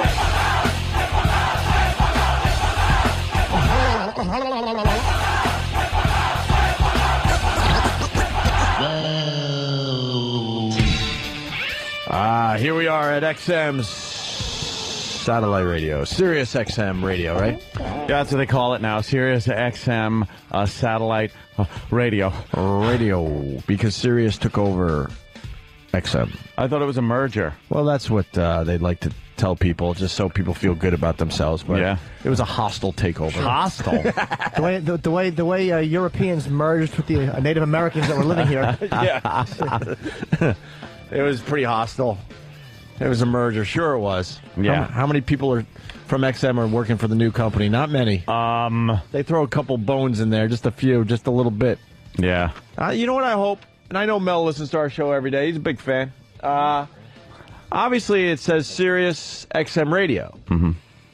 And I think their plan is to just start calling it Sirius eventually, right? And then phase out the XM part. And I always believe this. XM is the better name. Because it looks like FM or AM. It really is the better name, and I Agreed. hope they don't get all stupid about that. We agree. Because they have pride in their company name and their logo and everything, but the blue logo with the little doggy, it stinks. It really does. Kind of silly. XM came up with a great logo, and it just says it all. AM, FM, XM. Yeah, Simple. But I have no doubt in my mind the XM is going to go away eventually, and this is all going to be called Sirius. Yeah, eventually. The little I doggy, think you're right. I never liked that logo. He's got I a wouldn't- star for an eye. You can't tell what happened to him. Yeah. He got punched. I wouldn't wear that logo. No. I wore the XM stuff because it kind of looked cool, you know? Yeah, got a good logo. Rob Halford wears the XM hat a lot. Does he really? I saw a Priest when they were so good at Eddie Trunk's birthday party. It was like 500 people. They did it for Eddie, 25 years of radio he's been doing in New York. And they were so fucking good live. Nice. Damn Judas Priest. Yeah. But Halford was just wearing, they were like kind of wearing like their hangout clothes because it was 500 people. And he had his little XM hat on. How many balls have been on the underside of the brim Probably of a that lot. hat? I'm going to guess more than 2. Although not as many as you think, though, because I imagine Halford will top you. You think Halford is a top Please. tough guy? He's the type that will fuck you with his boots on and his hand just kind of holding the small of your back so you can't squirm away as he puts that as that fucking piece of British steel rips your asshole to shreds. And he turns your electric eye into a bleeding brown one. He rocks your ass, right? Yeah, I'm sure he does. Yeah. He just rocks it. Huh? I bet you he fucks angry. Like you probably try to talk to him and he probably just goes, Quiet. Shut up. They were so fucking good live. Yeah? Judas Priest. I don't think I've ever seen Judas Priest I live. hadn't, dude, and I went and saw them again at when I saw Motorhead and Heaven and Hell and them, and they were just fucking tremendous. His full show when they were all Yeah. dressed. And it's like the beard is creepy, but it actually kind of works with the long leather trenches and stuff that he's wearing. The Yeah. stage show is great. What do you mean? Yeah, He's got a beard? yeah the little goatee. Yeah, he's got a Oh, goatee okay. thing. Yeah, He's sure. had that for a while now. Hey, The jizz catcher. speaking of music, I want to maybe turn people onto something that maybe they don't know about today. I like to do this from time to Really? time. I have a bad wing, and I'm getting physical therapy and doing a lot of working out. And I ran into the Knicks ex-trainer. Mm-hmm. He was around when Patrick Ewing was playing for the Knicks. A great guy named Siad. Is that how you say that name? Ooh. Or is Saeed. it Saeed? Saeed. Saeed, maybe? I'm Well, guessing. if you watched Lost. Saeed, okay. You know Saeed. I don't watch Lost, I'm sorry. It's so Enough with your good. dumb scab, please. I can't help it. It just feels good to touch it. No, I'm just trying to push it up a little bit and see where it's at because Aw. I have stitches in here. Dude, I would pull it right out. No, I problem. can't do that. You can't do that. I would do it. You get stitches, you bleed, and it will get infected. But you got to pull it out. Stitches. No. Yes, you have Snitches to. get stitches. I've heard that, so I was never a tattletale. Brooklyn Ace, how many days are up in your contracts? Well, Brooklyn Ace, I think it's 42 and counting, but we got a big meeting going down today. Big meeting. Yeah, we got to chat. Alert. We got to have a little chit chat. Alert the media. Big meeting. Big meeting. Excuse me. We're going over to Sirius XM Radio's headquarters after the show today. How out of touch is Alan Sniffen, by the way? I think they should have hired Francesa. Do you? Yeah, you know, my 2 cents, in my humble opinion. Alan. And he's talking about like being New York centric. And Yeah. then someone called him out and said, well, Francesa has a much thicker New York accent and sounds much more local, and he roots for all New York teams. Yeah. Whereas Mad Dog has kind of like it's not as heavy a New York accent. He's a Giants fan. And he's like, well, I'm talking about attitude, too. He just never admits that he's wrong on a point. No. Follow the money. We got it. We heard Follow you. the money. I heard you the 78th time you said that. I've said it before. I can't get enough of him, though. I like Alan, but yeah, he's a it's fucking just- boob. Yeah, he just doesn't really know. But No, he doesn't. He's a fucking buffoon. all his followers think he really knows stuff, and he doesn't. He's They're all- clickety clacking on his keyboard, Yeah. posting while he's somebody's Novocaine is numbing. It's like, how do you know this? You've done none of it. What do you just fucking repeat what you heard? I saw pictures of him from he used had to do be it back in the day. Oh, did he? 30 years ago. Back in the day. He must have been terrific at it. with Yeah. big dials and knobs. Looked like he's working a Tesla coil. Yeah. I do like Frank the Radio Critic, though, now. Remember, we love Frank the Radio Critic. All From right. Manhattan. He's all right. Listen, Once in a while. I want to call out Stunt Brain once again. Stunt Brain, on the way over to this side of the show, Stunt Brain gives me an email. He goes, you got to turn on the men's basketball game. It's a tight game with Australia, the first challenge Is it? the Redeem team has had in the Olympics. The Redeem team. And so we turn it on here, and it's real close, Stunt Brain, 87-61. I know. They're kicking this shit out of 5 white guys. Right. Yeah. Yeah, this is a close one, Stunt Brain. Real close. The Australians are all fucking white. They can't block or dribble No, or shoot. look at this. They can't jump Yeah. nothing. They're all hopping with little marsupials in their pouches. This looks like this looks like a Harlem Globetrotters game. Yeah. It really does. The Washington Generals. Yeah, they're the Generals. Are playing the U.S. right now. So anyway, let me get through this real fast. So, how do you say his name? Saeed, I think. Saeed, really nice guy, and he's a huge fan of the show. And he used to be the Knicks trainer. Now he does physical therapy, and he's helping me out with my wing, as well as Sarah is. And after my physical therapy yesterday, he's like, "Have you guys ever heard of Fab Faux?" As in F-A-U-X, Fab Faux. Faux, like fake. Right. Faux. Faux. The Fab Faux. And it's a Beatles, not cover band. I guess they're a Beatles. They do their own interpretation of the Beatles songs. I guess they don't want to be known as an actual cover band because they I don't know. They're trying to do something a little different. And I go, no, I have not. And he turned me on to Fab Faux. He played me their YouTube video of their Letterman appearance, doing "I Am the Walrus." Yeah. And I feel like it's worth playing here on our show today. It's pretty good. As we set up for a pretty good interview with Roy Dan Hollander in just a few minutes here. Yeah, he's the lawyer who's suing Columbia for the women's study stuff. Yeah. But I played it for Anthony today. He was definitely into this. Guys does a great job. And now I've been just kind of Singing. humming "I Am the Walrus" all morning long. So, And it's not an easy song to Hell play no, man. instrumentally. There's a lot going on, and they pull it off. hell Pretty no, cool. I want to see these guys live. So it's Fab Faux from David Letterman's fine TV show. Check it out. Are you ready, Paul? Yes. On this date in 1964, the Beatles made their U.S. television debut here on the stage of the Ed Sullivan Theater. And to mark that occasion, we're pleased to present tonight the Fab Faux.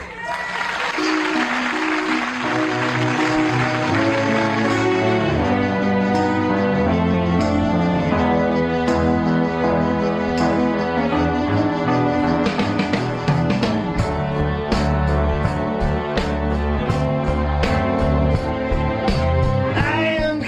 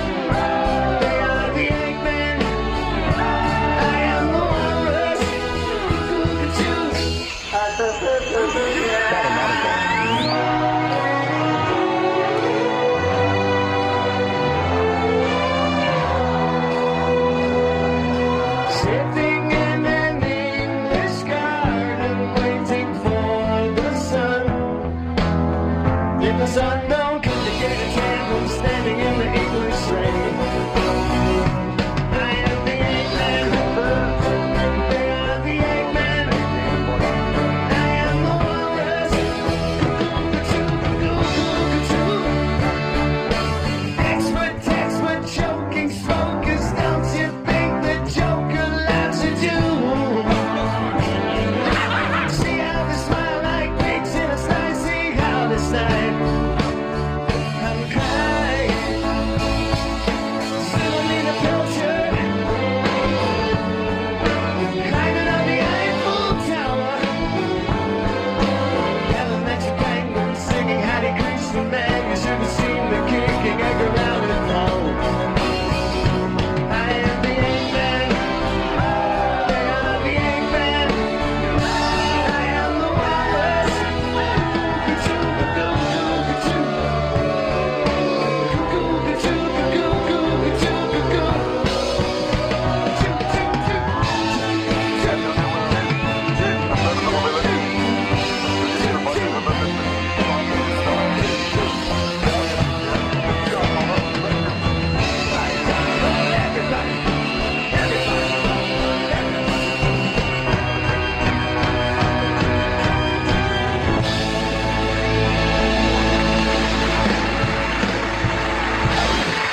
There we go. Thank you very much, ladies and gentlemen. The Fab Four, everybody. So there you good, go. man. Not bad, huh? They were really entertaining. I would definitely want to see them live. And, And I'm reminded that the bass player used to be, one of Letterman's band guys. Oh, okay. No, he's actually that's Jimmy Vivino from the Max Weinberg 7 on Conan. Well, no, I know. There's one from Conan. And There's also one from Letterman. Yeah, too? yeah. My bad. They're I all think in the bass- cahoots, those guys? I think the bass player used to play with Paul and stuff. Who's But now- playing drums? Is it Doc Severinsen? Doc Severinsen. Is he playing the horns? Doc Severinsen's going cuckoo choke. That's not an easy song to pull off right there. Great, they man. did a great version of that. Yeah, so... Vocally, the guy did a great job, and then instrumentally, it's All right, we get it. It was good. impossible. John, You know, you're right. Why am I crowing over this song? Why not? I know. Fuck 'em. Who are you, Brian Epstein? They're Fab Four a little different. Well, sure. John in D.C., how are you, buddy? Opie, what's up, bud? Hey. Hey, about a year or so ago, there's a movie that came out called Across the Universe. And I have that. Hold on, can I stop you for a second, John? Yeah. I see that on demand, that same fucking commercial over and over again, and is it a good movie? It's, you know what, it's a decent movie. You can get past some bullshit in it, some of the hippie nonsense, but this version of I Am the Walrus sounds exactly like the version Bono does in the movie. I mean, you could YouTube it and check it out. Yeah, we'll check it out. I have my friend Kim used to work for somebody in New York, Peggy Siegel, who does all the big parties and stuff, and she was raving about this movie before it came out. Across the Universe? She fucking went on and on about it, and I have it and I haven't seen it. Long way to go just to reiterate that I haven't seen it. Who gives a shit? Did you see that? It's amazing. No one could give a shit less than they do about that story. Yeah, Jeff in Jersey. What's up, Jeff? Excuse my interruption. The game is... All right, forget it. I didn't mean to say excuse my interruption. You go right ahead. They're playing next month. Radio Nothing City stops on this guy. December 20th. Apparently he's got the Plow fucking- through. Yeah, plow right December 20th through. at Radio City. And they, Oh, you know, What's Jesus. that? We didn't hear you, dude. Could you just stop my just talking God. to nobody right now? Their gig is... It's amazing. Oh, This is Jesus. Welcome to Man Who Never Had a Conversation on the Phone.com. And they couldn't do on stage. It's a new website. They're a great band. Very good. Yes, I heard they're very good. When are they going to be at Radio City? We didn't hear you. September 20th. Jesus Oh, okay. Christ. Thanks a lot. Keep talking. Didn't mean to pardon my Oh, interruption, God, but you go shut right up. ahead. Usually when you say excuse my interruption, somebody pauses and allows you to interrupt and then they go back. But not fucking Sir Chats a lot. No serve through. He barrels right through. He must be a fun guy to be in a relationship with. You know, I have needs that are being, and the game's going to be over at 7 o'clock, and then I want to go out and grab food. You know, my mother's got cancer. But I want to get home. I get up early for work. And Jesus Christ. That guy sure was a chatty fucking Kathy doll. Hope he's dead right now. I hope something happened and he died. I hope he was talking and didn't hear the truck horn. Jimmy, maybe he was just a little nervous. How nervous is he? What happened? You get nervous? His fucking ears shut off? What happened? His cochlea doesn't work? Is that how you say it? Oh, the cochlea? Cochlea, yeah, sure. Not to be confused with your coccyx. Oh, coccyx is the tailbone that some of us have lost due to evolution. And cochlea is the ear thing, or cochlea? He say some. Cochlea. Is that what it is? Not just say some. Yes, he did. The brilliance of Jimmy. Oh, thank you. Hey, Will, fucking Jimmy. Thank you, Mike, from FMQB.com. Yes, it's Will Lee from Letterman's band there. Okay. Or Paul's band, whatever, that plays on Letterman, and now he's doing the Beatles thing. And, Apparently Mike has a little Google function, too. How bad was Stunt Brain without his laptop? He was like fucking... He was almost as smart as E-Rock. Wow. He made fucking E-Rock look like fucking put smart guy in here. Yeah. We got Roy, Den, Hollander. Oh, good. I want to talk to this guy. Yeah, Jimmy turned us on to what Roy's all about. Roy, welcome to the Opie and Anthony show, my friend. Thanks for having a serial anti-feminist on your show. I appreciate it. Well, Is that what they're calling you? You were in the Post or the Daily News yesterday about suing Columbia University for the women's studies programs. Right. Now, let me ask you too, because I thought this was interesting. You've sued nightclubs for ladies' night because of they're saying they're charging men more, and you're also you're suing for the Violence Against Women Act. You're calling it unconstitutional for allowing alien females to acquire citizenship by falsely accusing their American husbands of mistreatment. So, what is exactly driving you with this? I'm sorry, say that last. What is exactly driving you with this? What's driving me is justice.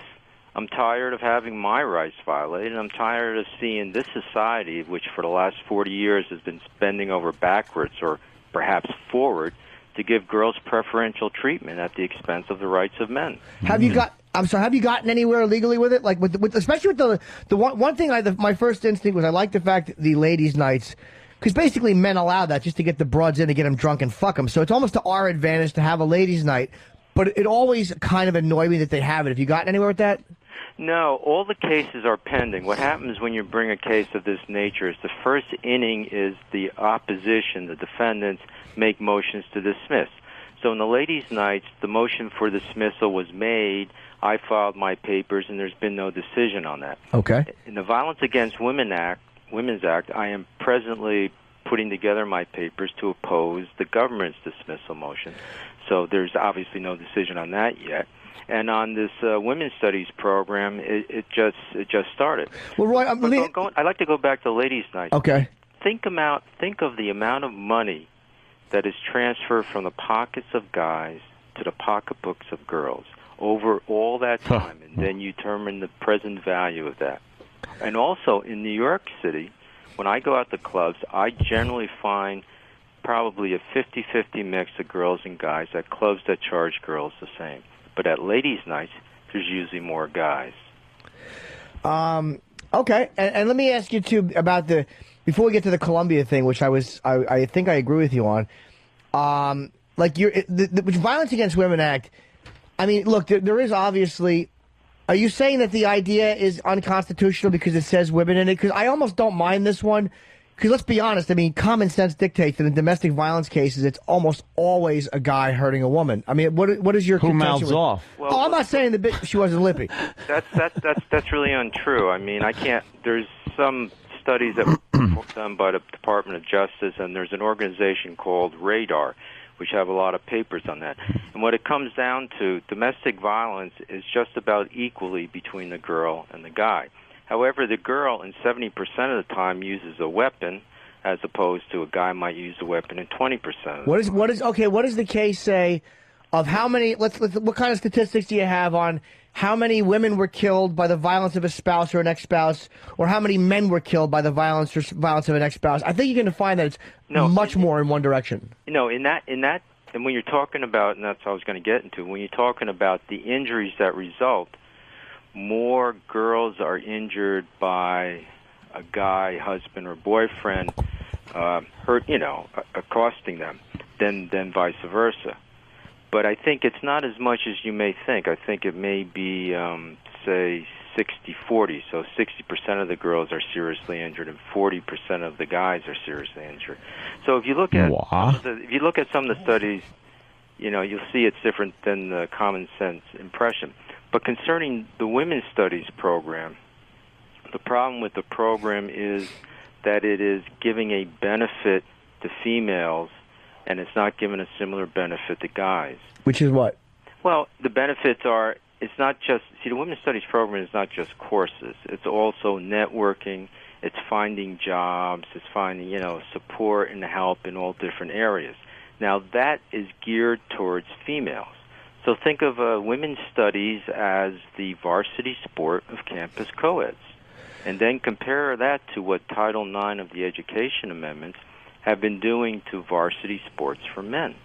Title IX says if you have a varsity sport for men, you have to provide the same opportunities for the females. So you have a varsity sport, or actually an educational program, because Title IX also applies to educational programs of women's studies, which primarily benefits females. Well, I agree. I don't know whether to agree with you or disagree with you in a weird way, because I do agree with you on something like at Columbia, especially, they have like black female study, all these things that are obsessively focusing on a gender or a race or both, and it's perfectly acceptable. However, if you focused it, and I know I'm not saying we need white people study, but if you focused it negatively on a gender or a race, they wouldn't allow it. But because you're focusing it in a way that they deem ideologically acceptable, they allow it. Well, I've come across that argument, well, what about black studies? And my response to that is quite simply, when was the last time a feminist was lynched? Shot dead on the front stoop of her house or on the balcony of the hotel she was staying in? Well, let me just finish. Okay. There's no comparison. For the past 400 years, the institutions of this nation have kept their boot heels on the back of the necks of blacks. During that same time, white feminists and the average white girl have received nothing but preferential. You mean the same race of people that are now ready to step into the presidency? It looks like. Jesus Christ, dude. No, I'm not buying that argument. I think if you're against this female studies thing, then black programs like that, black studies, it's the same hypocrisy and the same discrimination as these women's programs. You're giving preferential treatment based on nothing but race. Yep. And why should people that are not getting that benefit have to make up for this 400 years of a boot heel, like you say, being on the neck when we never did anything? You're talking about ancient history. And don't forget, women were not violently kept down the way, but women, in fairness, their rights were not equal to that of men for hundreds of years. Maybe it wasn't 400 years, and they didn't face the lynching and the violence, but it was 300 years, and they were certainly not given the same rights or the same treatment under the law or the same pay. You're right. They didn't have a right to be drafted and sent to Vietnam. 52,000 American men die, eight females. They didn't have the right to go in and work in those sweatshops for the robber barons during the 1800s. No, but they also fought for the rights to work. You're right. They were discriminated against. But was the discrimination beneficial to them or harmful? Was the discrimination based upon prejudice or not? They were discriminated against, but not to the extent that blacks were. Maybe not, but okay, so what you're saying is that they should allow black studies because they suffered a 9, and women's studies shouldn't be allowed because they suffered a 5.5 or a 6. Yeah, where do you draw the line? Yeah, what's your exact barometer? I would draw the line at that, because black studies is not an ideological or belief system. It's history that was previously ignored by America. It's agenda. It's so agenda-driven. It's very agenda-driven. Come on, man. You can't deny that certain types of colleges that have racially oriented courses are not agenda. They call them history revisionists. I mean, sometimes it's right to revise the history, and other times it's just putting a negative slant on what was already said. Yeah, well, I don't have a problem with that. I don't have a problem with a group of people distinguished by the color of their skin coming up with their own history. That's not what I have a problem with. You never hear coming out of black studies lunatic syndromes that the females use to murder the unborn, murder newborn, murder their husbands, murder their boyfriends, murder their children, and get away with it or receive minimal punishment. You never hear that coming from a black studies. Someone saying, really, like the fact that William Kunstler, black, I should get away with this murder. Really, like the fact that William Kunstler tried to use black rage as a defense for Colin Ferguson. William Kunstler was the one aberration, which always happens. And there's the rule. Black Studies programs have been under a lot of scrutiny and gotten a lot of criticism because a lot of their speakers, their guest speakers, some of the professors have come out with just some outlandishly, horribly racist remarks. And like I said before, it's very agenda driven. I'm not saying all of them. I'm sure there are some nice groups that get together and want to talk about history. But to say that it's different than the women's studies and any less or any more inappropriate or dated, is kind of silly. Your constitutional rights. What's that? Actually, it's not appropriate or inappropriate. It's violating your constitution. However you want to phrase it, whatever semantics you want to use, okay, No, fine. Semantics. That's what the lawsuit's based upon. Well, I disagree with your take on that. I think women's studies programs are fundamentally different, and they. Okay, so you think it should based on gender bad, based on race good? No. Well, first of all, I don't use the term race because there is no such thing as race. Yeah, of course What you're there really is. talking about is a differentiation in color of skin. There hasn't been another. No, you don't think semantics. You don't semantics. think you obviously wait a minute. You don't think there are cultural differences between different people of different like I'll use the word races that are based on things other than just skin color. Like you don't think that. Yes, sir. Go ahead. The fundamental distinction that is made is based upon color, but people use the term race, and scientifically and genetically speaking, race is a term that doesn't exist. It's non-existent. But you understand the common use that the word has when we're discussing it. So to play a game of semantics and go, well, technically, guys, I mean, come on. We all know what we're talking about when we say race. We all know you talk about black people or white people. You understand that.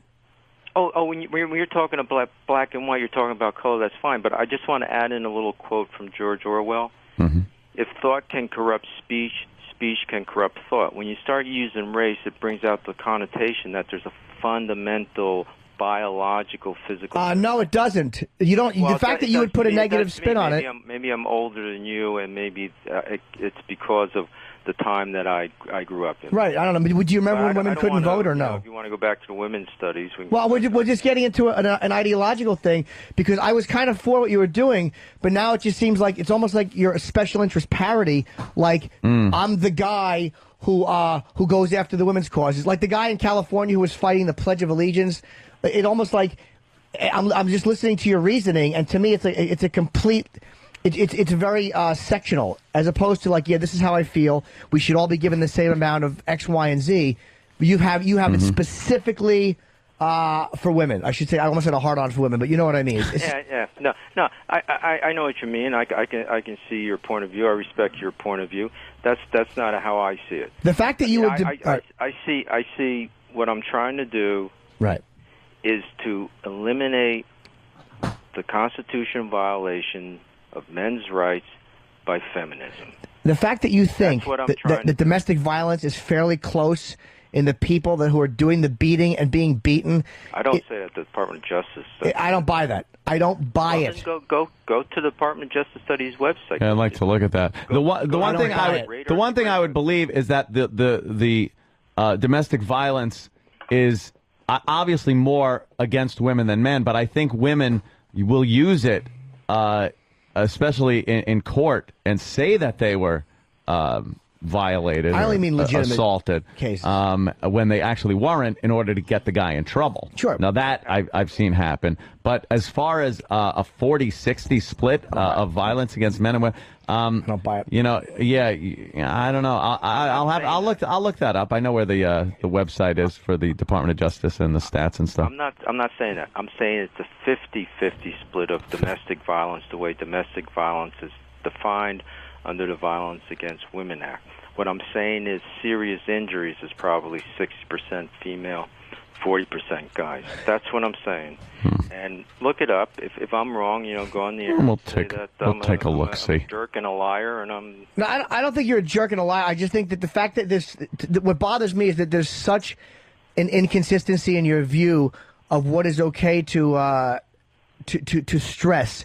Like, and I agree with you on feminism in one point. I think in the old days, feminists used to be about wrecking roles. Like, hey, blue doesn't have to be for boys, pink doesn't have to be for girls. Girls can do this, boys can do this. I think it was a lot about removing roles and these bullshit little things we get kind of corners we get painted into, and then it turned into men are bad. Right. So I kind of like the fact that you're going after these studies because I think that the women's studies shit annoys me. But the fact that you have all these excuses as to why racial studies are okay, they're the same excuses used to justify women's studies. Right. Well, my belief is that's not so. My belief is that the black studies programs do not wreak the same type of harm to constitutional rights that the feminist program. And I take it you're pro-choice because you mentioned that, right? You know, you can criticize my belief system. That's fine, but that's Why do you? what I believe, and I believe I have grounds for that. Why do you hate women? You can't hate that which you lust after. So it's not females. So you lust after women? Let me finish this. Sure. It's not the females I hate. It's the feminists that I despise. Mm-hmm. When I go to a club and I'm trying to find some girl, hit on some girl, if I come across a feminist, I move on. But it's How do you know she's a feminist? The target is. Hairy armpits. Go ahead. How do you know she's a feminist? Well, when she starts, when I use the term girl and she tries to tell me to use the term woman, or sometimes they just call man. me a chauvinist pig. I'm a guy. It's pretty obvious. But wait a minute. And you also mentioned, like, you mentioned, like, the fact they want to kill the unborn. Like, so you got basically a pro-life stance, and you're annoyed at all these, you got a weird thing with women. This is not just about the Constitution, and I think you're being dishonest with yourself and everybody else if you don't just say exactly what it is. Like the fact that you would walk... Wait. Did you read the VAWA case? The what? Well, I have a website that has a Violence Against Women Act case. I have 3 lawsuits, okay? Mm-hmm. There's a Ladies' Nights lawsuit, there's a lawsuit against the Violence Against Women Act, and there's this lawsuit against women's studies. If you read the complaint on the Violence Against Women Act, you will see the tipping point that pushed me into this effort to stop the feminism from violating guys' rights. And that was pretty much the Edgar Allan Poe horror of divorce that I went through about 7 years ago. So that's the tipping point if you're looking for the immediate motivation. Okay, now I see where his motivation came from. Ever since it started many Divorce. years ago, because I knew it was just another special interest group trying to get what they don't deserve. Hey, Roy, it seems like it's a waste of time to go after the clubs and all. Why don't you go after, like, lawyers that are defending women in divorce cases? Because that seems to be way out of whack and there's no balance there whatsoever. That's a problem. The guy gets screwed almost every single time in a divorce case. That seems like it would do more good than going after club owners because they have a ladies' night. I mean, you're right about that. I mean, a lot of these lawyers, they'll tell the lady what they should say, basically what the lie. The lawyer sits there and says, well, if you say this, you'll get this. If you say that, you won't get that, and that's what they do. Well, why don't you just try to change the system? There's no way I can sue those guys because I have to be, whether I bring the action myself or I bring a class action, I have to be injured. Now, that's an interesting point. May be able to do a class action, but it would be against... that's interesting. Maybe that can be done. A bunch of guys who have been screwed over by their wives' lawyers. There you go. And bring a mass tort against them. I like that. Did your ex punch you in the face? Let me think about that. That's a good idea. I never thought about that. Did your ex punch you in the face? Because something's going on here. I'm sorry, can you say that again? And I'm being serious. Did you have some violence at home? Did your ex-wife punch you or something? Well, she came at me with a knife twice, but I know martial arts, so that was no problem. No, you see, it wasn't the experience with my ex-wife. Okay. It was the experience that I went through when I was in a divorce court. I had a judge laugh at me in the divorce court. My ex-wife is a member of the Russian mafia. She's a Russian mafia prostitute. Okay? Now, she had a couple of her goons threatening me. Really? I went to the FBI with the tape recording. The FBI calls me up and says, well, we found out who the guy was. I said, who is the guy? And they say, we can't tell you. We don't want to violate the guy's privacy. And then the FBI tells me, oh, don't open your door to anybody you don't know, and be careful when you go out in public. The FBI told me this. So let me ask you... sounds like good advice. It's the treatment that I receive from the courts, right, FBI, police, and immigration and naturalization. But Roy, they were protecting a guy. Type of lawsuits. When that privacy thing was protecting his right, not her. Yeah, that's right. It was protecting his rights. The guy that's threatening me is protecting his rights. Can I ask? Can I ask you how you ended up with a Russian prostitute mobster? Sure. I was working as an acting manager for Kroll Associates in Moscow, and Kroll Associates is pretty much a private detective agency. And I came home one evening when I first got into town, and there was an apartment party in my building, so I crashed the party, and that's where I met her. Oh, jeez. But the problem is, it turned out it wasn't just an apartment party.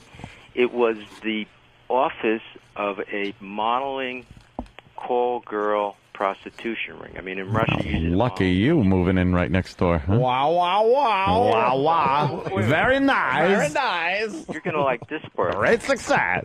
When she was a teenager, Yeah. she was a mistress to a Chechen warlord. Really? Now, how did I find all this out? Because Kroll Associates uses guys in the KGB, well, actually, it's now the FSB and military intelligence to find out information. So after things started going nuts, I asked some guys I knew in Russian military intelligence to check her out, and that's what I find out. Wow. So, Roy, is the Violence Against Women Act the unconstitutional thing you're going? Is it simply because it allows alien women to acquire citizenship by falsely accusing their husbands or ex-husbands of mistreatment? Is that the part of it you're going after?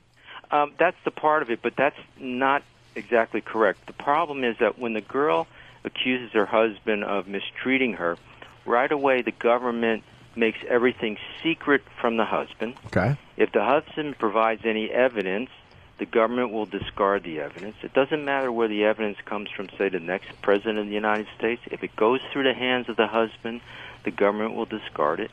And the government relies mainly upon a sworn affidavit of an alien who wants to become a permanent resident so she can become a citizen. So what does the actual, it's an unconstitutional Violence Against Women Act, what is the wording of it that you want changed? There are certain provisions which provide for what I just told you about. Everywhere it says woman, put in cunt.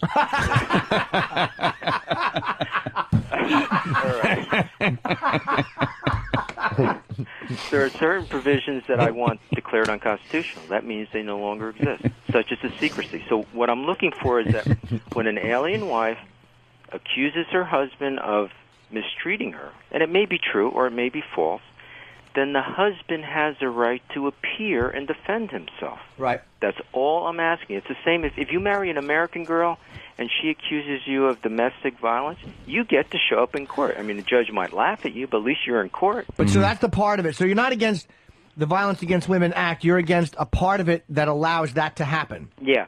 Okay, so it's important to ask, because the knee-jerk reaction is to be, how could you be against Violence Against Women Act? But it's just that part which is perverted and misused to really fuck guys over and not allow them to hear the evidence. Right, and that's why the act was called Violence Against Women Act, so that people would get a knee-jerk reaction. All right, because that's got to be good. Yeah. I mean, it who was would be created against by that, right? feminists. You got to understand, the feminists admit this, that they created that act, and they got it passed. And after it was passed, some of them even laughed at the legislatures for passing it. And they admit that.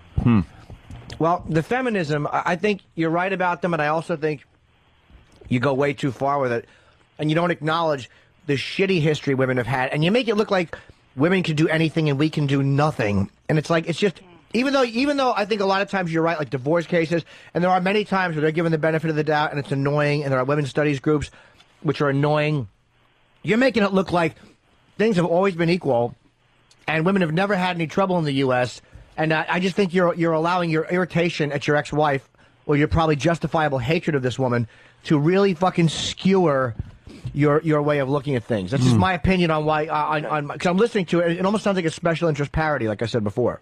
Well, actually, I mean, besides definitely, I hate my ex-wife, but it's really the hatred that I experienced at the hands of the system, which I now refer to as the feminist establishment.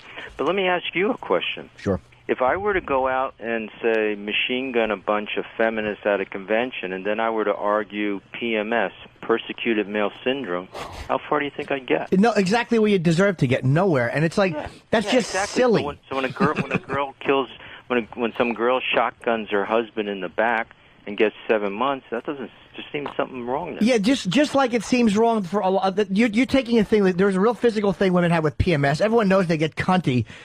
And you're looking at times where the law has allowed some slick lawyer to pull that shit off, but that doesn't mean that it doesn't exist. I mean, it's just that's a silly example you're giving. No, that's not a silly example. Of course it That is. happened. The girl shotgunned her husband and got 7 months. How often does that happen, though? No, it was premeditated murder. So okay, so the point is, let's take it back to one step.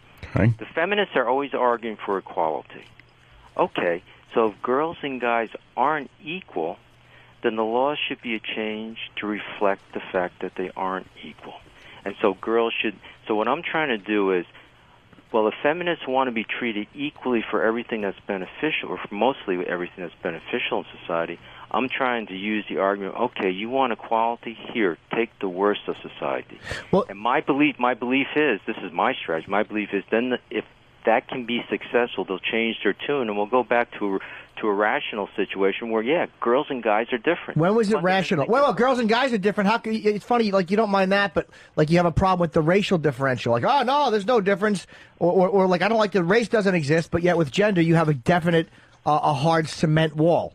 Well, scientifically speaking, race doesn't exist. I mean, I'm sorry. You know, you do your research. Scientifically speaking, But it doesn't socially, exist. it does exist. But socially, scientifically doesn't exist. Socially, So it does exist. You're talking about difference in skin color and maybe the difference in the part of town, Socially, town or country that they. that's come why I said socially. Basically, I don't think there is a fundamental. Again, distinction that's there. what- I don't feel I'm being discriminated Again. against by anybody of a different color. Again, Roy, that's why I said socially. For the fifth time, I said socially. Okay, socially. Okay, It does you're matter. talking social. Okay, so I don't know. Do you feel that hip hop discriminates against you? No, but I do think that hip hop is allowed to get away with certain language and certain expressions that would get me as an artist in trouble. Wait a minute. Listen to some of the language you just used in your show. You used that word C-U-N-T. Cunt, yes, That we were way, all nobody's adults. going to give you a hard I'm time. not talking about that. I'm not talking about uncensored talk, but I'm talking about like racial language. And come on, how do you not know that? I don't know. I mean I take a hip hop class. I don't. Well, have a well, problem. how old a guy are you? I hang out with a lot of guys. Wait, you take a hip hop class? What do you mean? I take a hip hop class. What is that? Right. Well, it's a class that teaches you how to dance hip hop. I can't. I just go because there's like 30 or 40 I girls get. in it. How old a guy are you? Well, I'm not going to tell you how old. Why? I'll answer any question you ask, but I will You not go to a say. hip hop class because there's 30 women there? Yeah. What? There's, How? there's like 30 or 40 girls there. But They're dude, not women, they're girls. You're Like, going they're after all this, and they're 20s. You won't even say how old you are. That's the way a woman thinks. Well, you're a guy. Well, it's for the same reason. I mean, if I Ugh. tell you guys how old I am and it gets out, then when I go hit on some pretty young girl at a nightclub, I can't exploit her infinite capacity to delude herself into thinking I'm younger. Give me a break. That's just I'm not silly. going to stab myself in the back that way. Why? You don't think that a lot of times women like an older, more successful guy? That's just phony. You're phony, dude. Yeah, but no, And I no, hate but you're I'm fucking talking- phony. you're talking- Is this guy for about real? 20. No, This he's is a phony. my middle age. You want to get Now, pussy? now, You're no mad that you're not getting pussy. No reason to get nasty. I'm not getting No nasty. It's the reason to truth. engage in name You take a calling. hip hop class. You're No probably reason to 50 engage years in old. Name calling. Stop with the name calling. You're fucking phony. I'm calling you a name. Now, okay. This is my. I have to answer the phone, but this is my response to your accusation. Yes. Peru turns a blind eye to dueling. Exactly. Short An flight, old white man should not take short hip hop flight, classes. no jet That's my lag. answer to you. Give me a call. Fucking and we'll go down do there the and we'll hokey settle pokey this for on Pete's the- sake. Be who you are. Can you do that? Don't be mad that you're Can not you do fucking that? hip and I'm not relevant and mad. women are ignoring You're the you. one who's How desperate are you engaged for in the pussy that you got to go to a Can you do hip hop that? Dude, class? that's what I'm talking and about. look at Snatch. He'll fucking walk up to a girl and go, "Hi, girls," and then wonder why they want to be called women. Well, then start calling them women and learn how to get ass. Why should I censor my speech for a special interest group that doesn't have my interest at Okay, heart? then don't be Doesn't mad have when my they don't interest- fuck you. Doesn't have my interest at heart. Don't be mad I'm when not they- going to say what they want me to say. Oh, but you'll lie about I your mean, if age? you want- You'll if you wanna humiliate be an yourself by androgyny, lying you about go your ahead and age? Be an androgyny. You want to be a slave to some fat slob over the hill feminazi you can't Me? be. I don't try to Fix fuck a them. car or solve a quadratic, then you go I ahead don't and do try it. to fuck And if you them, wanna kiddo. settle this You're the one who personal can't get argument laid. which you've engaged in, then let's go down to Peru Sir, and have I a don't duel. try to fuck those women. Sir, So we how- all fuck women in their 20s, okay? Yes. Yeah. guys, I don't know how long you want to go on. I got a call from some other. Is it a feminazi? Tee No, it's some Irish. Roy, a lot of women call in and they say that you just hate women. I want to put He Eliz- doesn't get laid, and I that's wanna- his I problem. want to put Elizabeth on the line with Roy. Elizabeth from Westchester. Hey, how are you? Good. you guys just totally nailed it. This is all about him looking for ways to control women because he can't get them on his own. That's why he calls them girls and he gets mad about calling them women, and why he won't pick on the blacks because he's afraid of them. Yep, exactly. Overpower women. And go back to Carlos Mencia 2 years ago at your virus tour. Did a whole rant about how women were. He might have stolen it. No, I don't know, but he did a whole rant about how women had less rights than black men. Shut up, you hole. Who did that? Nobody did that. That's not true. I can't go out and murder a baby that I have and get away with. There you go. That's ridiculous. No wonder you're pro-choice. It's agenda. It's all fucking horseshit agenda. Because you just don't get laid. You guys are absolutely right. All right, thank you. With darker skin, it's females.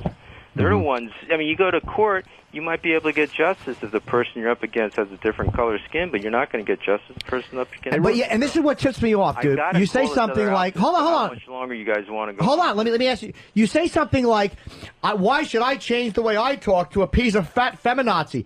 Well, in the bar, when you're hitting on a girl and you call her a girl and she gets mad at you, why are you trying to fuck fat feminazis? And hold on. I don't go after. Well, then, what was that stupid example for? I find out that she's a professional, I move on. If you talk to a girl and you find out she's a professional, you move on. You move on. You move on to the next girl. Why? You can't. You're not man enough to fuck a girl who has a good job. There's 3.3 billion girls out there. And you got to find a weak one, you cornball. An average sexual life. You got a Russian bride. And what do you end up with? You end up fuck 7,000 Russian a male night. bride. You're a cornball. Working on their first night. You find out she's a professional, you got to move on. Why don't you fucking learn how to bang chicks? And you can fucking learn how to pull a lawyer's hair and spank her. So you guys have really turning this into a dude. I'm listening to you. You're phony. Attack situation, which I'm going to probably go through up at Columbia. Because it's the truth. You won't even say your age. Why should I change the way I talk? Why should I tell you? What's that? Why should I tell you my age? That's none of your business. Why should I change the way I talk? You want to find out, do some research. Because you're an old white guy who's mad that he can't get young ass. Why don't you just admit that? And you're bitter. That's not what's going on. Of course it is. That's not what's going on. Well, you can make all the accusations. They kill the unborn. Hi, girls. Who's going to fuck you? The issues of this case, or you just want to rant against? Because the issues of the case are being driven by your personally being a zero. You want to talk about the issues of this case? We did. You rant against me because you don't believe what I believe. No, I'm railing against you because I'm looking at your picture right now, and you're an older, balding white gentleman, which is fine. Host there, which we're all hosts. I can ask that I have a. I have to go to this other interview that I scheduled. I mean, you guys think you? Well, no. What Jimmy was saying is very. You're fucking phony. What dude. Jimmy's saying is very valid. We were talking about your points here, and your lawsuits, but then we found out through talking with you a little longer that they are very personally driven. Yeah. And you have an agenda that is not based so much on justice, like you say, and more so it's just based on your personal vendetta, perhaps. Well, you got the personal as political, and I view it as justice, and then you might view it as vengeance. But look up justice and vengeance, and they pretty much have the How about hi, girls? Fine. I mean, that's fine. Your take on it. Hi, girls. How are you? Can I buy you a drink? Beat it, old man. Go to no, my you next can't. Interview. Is that allowed? I don't want to talk to a professional girl. Okay, I got to bring one over from another country and then get mad when she fucks somebody who's a bouncer and burns me. Interview? She burns you, dude. The other host? Roy, she burned you. The other host. Roy, I got to tell you something.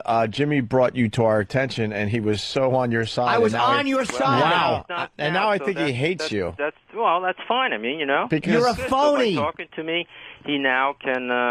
I listen to your horse shit on the racial issue. You're a phony. That's fine. You're a little. I take a hip hop class, but I won't tell you how old I am, like a fucking chick. Will you guys excuse me? Sure. Why you got to put your tampon in, you fucking woman? Okay, hey, Roy. Look, Jimmy, Jimmy, you can call me back and we can go down to Peru, okay? If you got the guts, which I don't think you got. Go down where? Go down where? Peru. To have a little duel, Jimmy. Peru? But you obviously don't have the guts. Wait, Peru? Peru for what? What are you talking about? They allow dueling?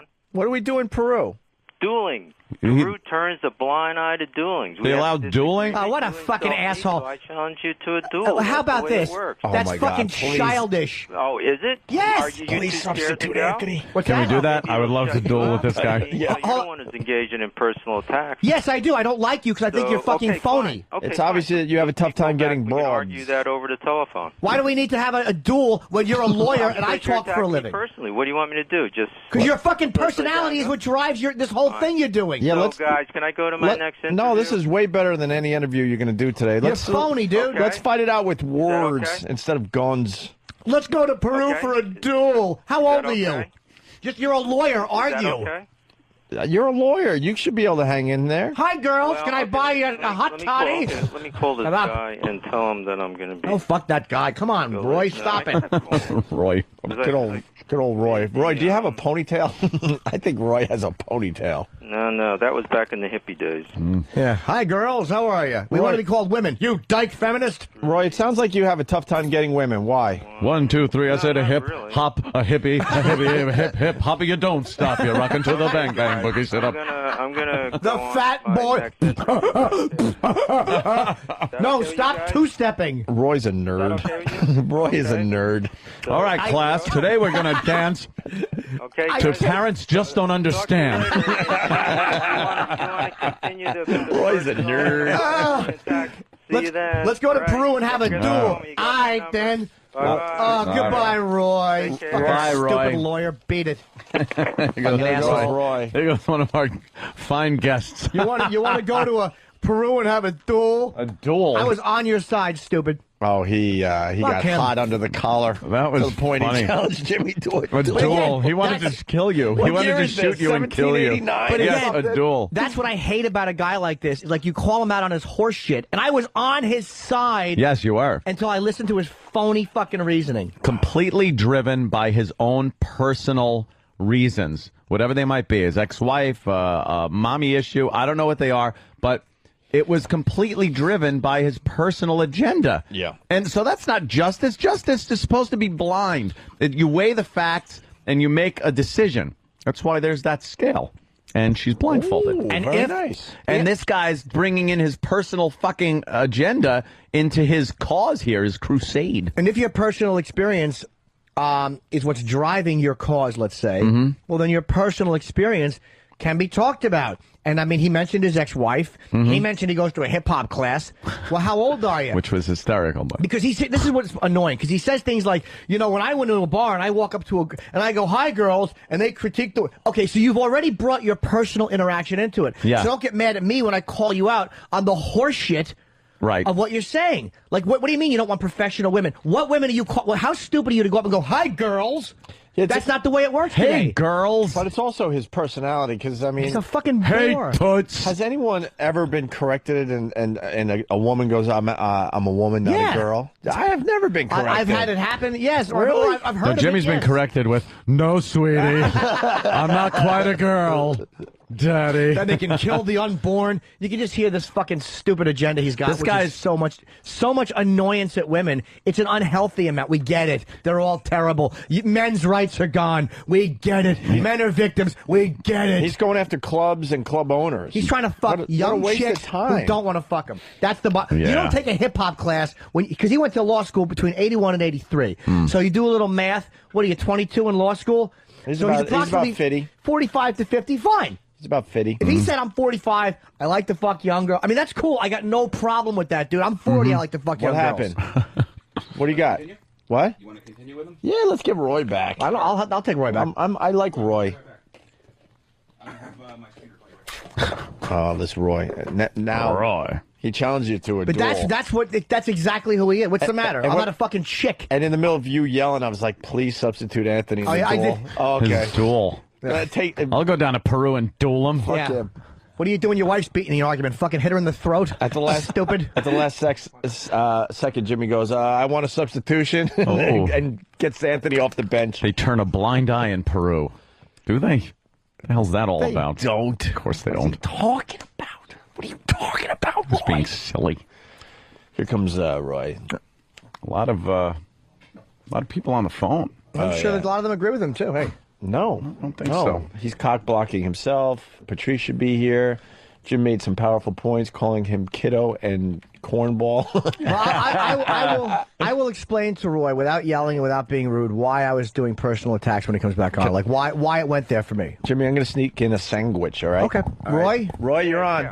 Okay, before we start Let arguing. me just apologize for hanging up, but you see, I had made a commitment to another interview at 10 o'clock. That's fine, That's Roy. call on my mobile, but the guy was calling to change the date, so I found that out, and so I'm getting back to you. No problem, Roy. This is Beat up why. on me some more, okay? This is why I started going after you on a personal level. And I'm not going after who you are as a fucking human or your parents. I'm going after what I think is driving which to me, if something I interpret as kind of phony and that doesn't smell right is driving something, I'm going to criticize that. And when you say something like, I walk into a bar and I say, hey, girls, and they correct me, and that makes you mad, and then you're like, why should I change the way I talk because of feminism? It's almost like these are individual girls who want to be called a certain thing, and if you're trying to fuck them, you have to play the game the same as I do and the same as everybody else does. It's almost like you're mad that they want to be called women. Well, here's your choice. Either call them women in the bar or don't complain when you can't fuck them. Because that's what I have to do. It's what all guys have to do. Yeah. Okay, well, my response to that is what I thought I made that clear. But, if I come across a girl, and this has happened to me a couple of times, where she's clearly a feminist, and I'm not going to proceed trying to hustle her. I'm gonna go. Do you have to hustle a girl to get her into bed? Well, I mean, what do you want to call it? Can proceed with the conversation? I mean, whatever terminology you want to use. There's a big difference between hustle a girl and proceed with a conversation. Okay, conversation, if that's what you want to call it. Well, whatever you do, is just say In it. the old days, I used the term hustle, but so there's no need to nitpick the. Boy, talking about Mr. verbiage. Semantics is getting mad at me for nitpicking the language. Well, Jimmy, come on. So let me finish this. So what I do in that case is then I go and find a girl who I believe or hope is not a feminist. That's all. That's my choice. So Now, a feminist. The girl doesn't want anything to do with me. That's fine. But You wouldn't you fuck wanna a play feminist, her, dude? You want to play their games? You wouldn't play their games. I want to dump my loads on them, and I'm good at it. Yeah, sometimes you got to play. Whoa, excuse me, hold on. You want to play their games. Here's a guy who won't tell you his age because he doesn't want women to blow up his spot, and you're accusing me of, do I want to play their games? You're playing their games. You can't even just be yourself and go, hey, I'm 45 or whatever it is you are. This is who I am. Fuck me or don't fuck me. Like me or don't like me. So you are playing games. Well, that's an interesting point. I remember a guy in Russia used to be one of the investigators. He'd just go up to a girl and say, look, what do you want? I'll give it to you. I don't want to play around and do any games. Okay, so we all do a little game playing. All right, well, then don't be selective and self-righteous about it. Some game playing I'm not going to do, that's all. And you don't want to talk to a woman in a bar who's a feminist. No, not a feminist. No, I don't. Okay. They're not all feminists, that's for sure. Of course they're not, but why can't you fuck a woman? Like, would you fuck a woman who's a Republican or a Democrat? Like, who cares? Yeah, of course. I mean, even if she was Taliban. Hey, Roy, I'm a little confused. I'm in the middle of my sandwich, but Okay. You're not going to find many feminists at ladies' nights. Feminists don't go to ladies' good nights. point. Thank you, Jimmy. I'm going to go back That's to my that's actually a good sandwich. point. Yeah, I'm good for one every once in a while. That's a damn good point. All right. Comment? Oh yeah, my response is that I've run into them at ladies' nights, but of course that's anecdotal and on a statistic basis, I don't know. But I would think that a lot of ladies who go to ladies' nights are what I would call budding young feminists. Really? A feminist. You know what I think ladies' nights are? But let me just finish. I mean, the objection to ladies' nights was that guys are paying more to get into the bar than girls. So there's a transfer of wealth from guys to girls. Yeah, but ladies' nights. Wait. Ladies' nights are specifically made to get girls in the bar, so guys have more hunting, more game to hunt. That's pretty much what it is. I think it's a good thing for the guys, and I don't think guys mind paying a little extra for a drink if there's going to be twice as many girls in the bars instead of a sausage factory when they go in, because the girls like going down there because they know they could get some drinks on the cheap.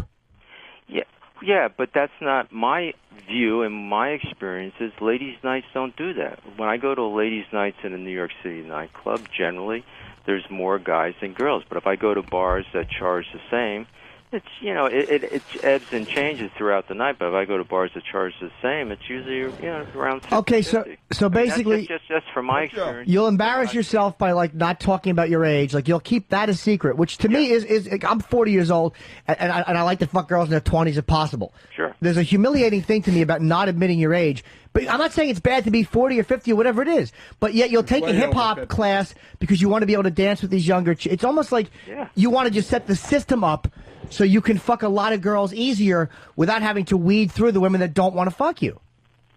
Well, I don't know if that's possible. But wouldn't that be ideal? Well, but dude, but that's not the way it is. I mean, that sounds like an ideal system. Yeah, but it doesn't drive me to fight legally. It's going to happen in this country. But you're saying I don't want to bang a feminist. What I fucked that's feminists. My choice. That's my choice. It is They your like choice. I don't. But to me, to take a feminist who is the same as any other woman in bed, they're all the same bed. They like this, they like that, and to pull her hair and to fuck her mouth, that's really sexy because you're seeing somebody stripped of all that politically ideological nonsense and social nonsense and just being who they are in bed. Yeah, but generally you have to talk to them beforehand. Yeah, and a lot of them are annoying, and a lot of them are smart and have a certain political view, but it doesn't interfere with what they're doing when they're trying to get dick. Yeah, that's true, but it's a choice I make because I don't want to talk with them. I don't want to deal with their philosophy either before. I think because you feel threatened by them, because they reject you, because they make you feel old. Hold on. I think because they make you feel old, because they criticize things like when you say girls or whatever, and they don't like it, and you don't seem to know how to deal with that. Well, sure. When they say use the term women, I say I don't try to censor your speech. Why do you try to censor mine? So that's an easy way to. Oh, do you're a it. ball But as far as want to go back to the threatening, yeah. I mean, I think feminists are threatening to the rights of guys. I think they're threatening to this society. I mean, I've seen what has happened to the society in the last 40 years, and yes, I do believe they are a threat, and that's also one of a number of reasons for these lawsuits. Hey, Roy, are we still dueling? Where are we at with the duel? Well, I don't know. Jimmy hasn't called me too many names yet, so. I'll call you a lot of names because I still think you're fucking phony. Well, But as far as dueling is concerned, don't be I silly. don't like to engage in name calling, but I Of course you don't, unless it's feminist or baby killer. I'll make an exception here, and I just think you're an ignorant fool. Yes, but I fuck a lot more girls than you do. So you understand, I get what I want, and I'm honest. Maybe yes, maybe no, maybe rain, maybe snow. Oh. What? Maybe yes, maybe no. Maybe yes, maybe no. All right, we heard it. Maybe rain, maybe snow, and you. But yet you That's take why- that. That's why you're not getting laid. Which by the way. hip hop Right class there. did they teach you that let's in? go. The dueling challenge still stands. Yeah, well, you're more of a man than me. I'm not going to fly to a fucking third world country and shoot it out with a lawyer who can't get pussy. Sorry. While you're in Peru, I'll fuck a girl here. Roy can't get pussy. You're right, Roy. You I got tell me. you, Jimmy, here, this is what we'll do. Both of us will go to a nightclub of your choice, and we'll see who ends up getting more phone numbers, and then after the number of phone numbers, who ends up at more dates. How about this? Let's see who gets more. How about this? And here's the real deal. How about let's see who's got more fucking emails sent to them from women. Let's give out your. You want to give out your website? Is Roy? My email address is on there. Okay, I'll give out your website. Roy Den Hollander, HOLLANDER. Roy Den is ROYDEN, HOLLANDER.com, correct? Right, that's right. So, and any women that want to contact Roy, is there a picture of you on the site? Yeah, there is. Okay, this looks like a personal get-to-know-you site. They can go there and they can see your picture, and maybe a lot of them will want to fuck you. But I think that's, to me... What about your site? You got to give out yours, too. They all know it, sweetie. MySpace.com, Jim Norton. They all know it. Okay, I didn't know you were famous. I know you don't, but that's the difference between you and I. I kind of am aware of what you are, and you're not aware of what I am. I'm honest about what I am on the air. I'm glad I'm not aware of what you are. Yeah, and I'm an honest guy. I'm a 40-year-old guy who likes to fuck young chicks. That's what I am. Well, you're leaving a few things out, Jimmy. What 40-year-old guy doesn't?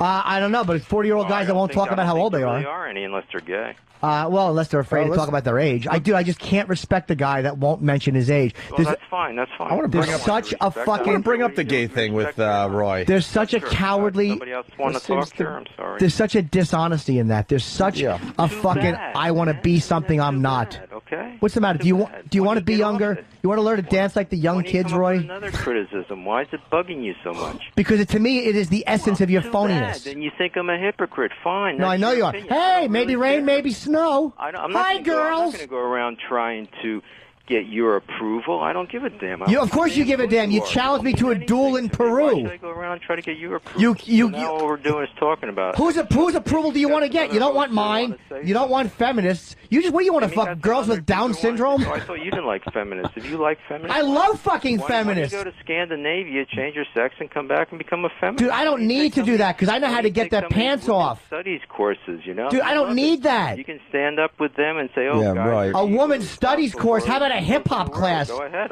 I'll take a hip hop dance class. A fucking hip hop dance class is embarrassing. Roy, you got to admit that's kind of embarrassing. That's a hip hop You class. know, maybe like It's embarrassing. Yeah.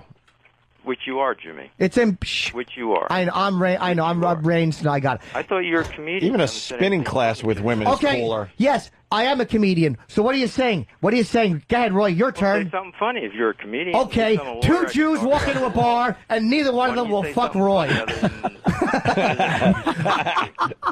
See, you talked over the punchline, stupid. That's very You're funny. probably as bad a lawyer as you are an audience member. You talked over the punchline. Naughty, naughty, Roy. Roy, I'm sorry, tisk, Jimmy, tisk. I didn't give you a chance at your punchline. Well, there you go. Well, you asked me to tell a joke. Why did the chicken cross the road? Because it thought Roy might try to fuck it with hip-hop dance lingo. How long does this show go on? Is this all you guys ever do? Roy, I'm telling you jokes. We asked for a joke. Jimmy's giving you his best material, Hey, Roy. okay, let me try this. All right. Shh, hold on, here's a joke for you. Knock, knock. Roy. No, you go. You do No, it. this is Your a joke. participation Yeah, I joke. need your Everyone help. knows. So once again, You do Jimmy.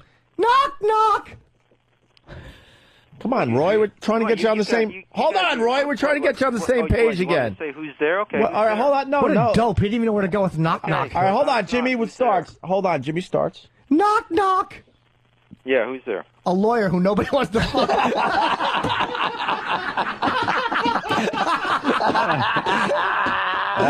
Okay. Come on, that's pretty funny. Hey, you challenged me as a kid. Knock, Oh, knock. shit. Okay, funny. Okay, guys, sorry. knock. Who's there? A comedian is not really funny.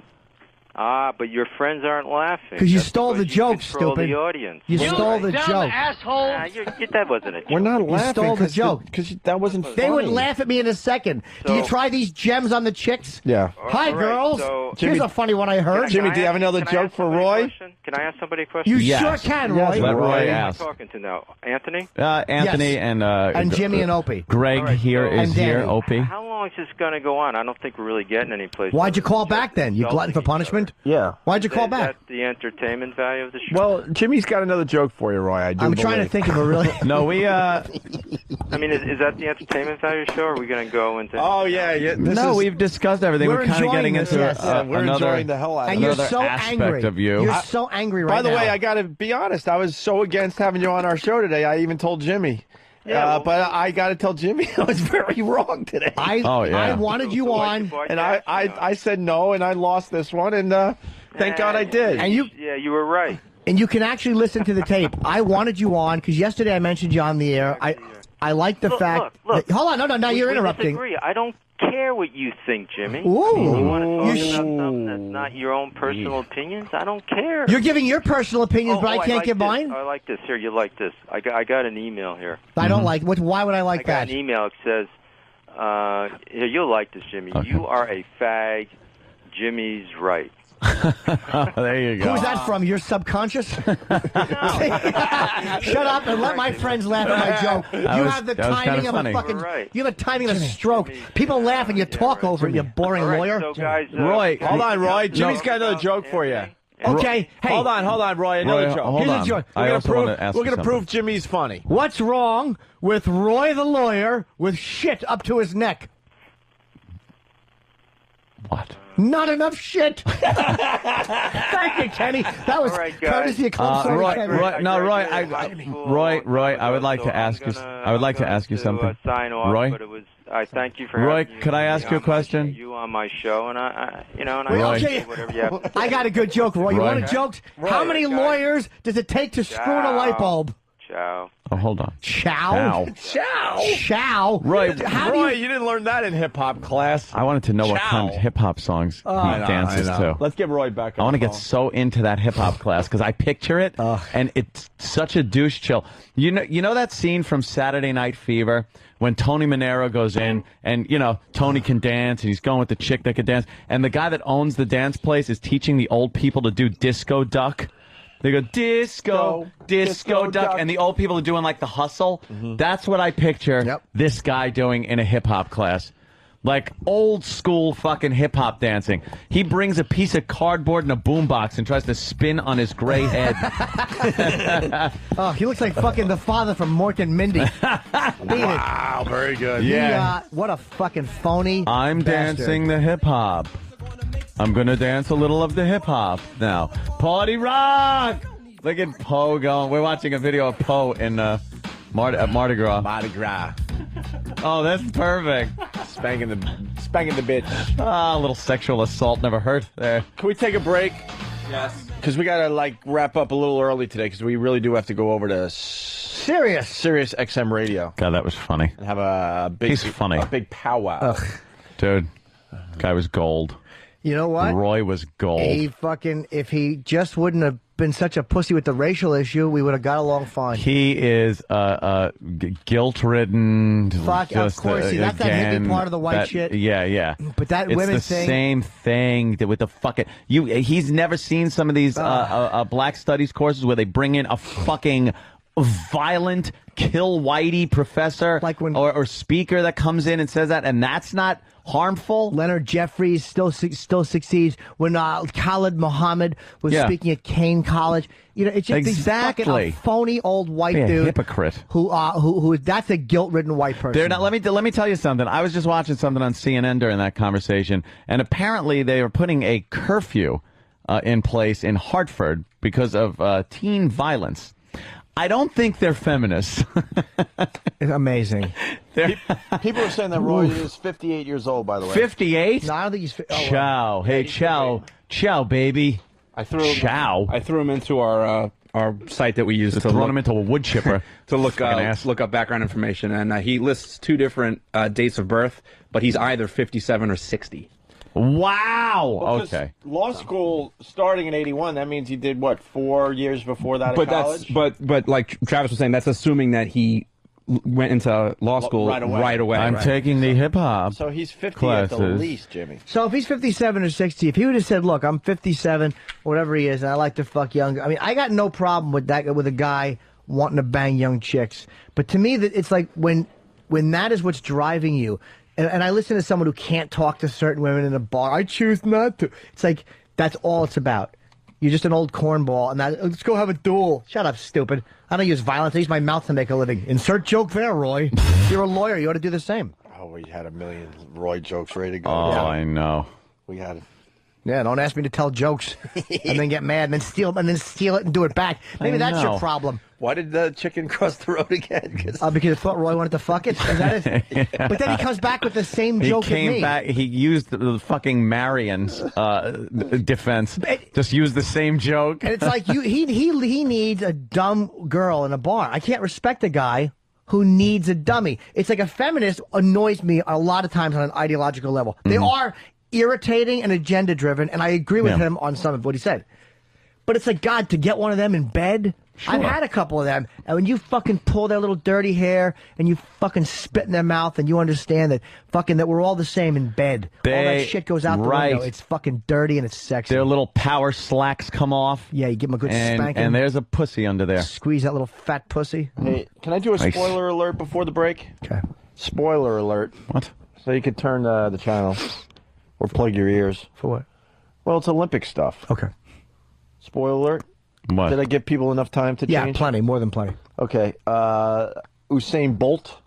Who's Hussein? Usain or Usain? UC or Usain Ted Bolt. He's the Jamaican runner that I'm Ted. Yeah, that set the world record. My name is Ted, man. I like to run very fast. Sometimes we run so fast, we drop a coconut.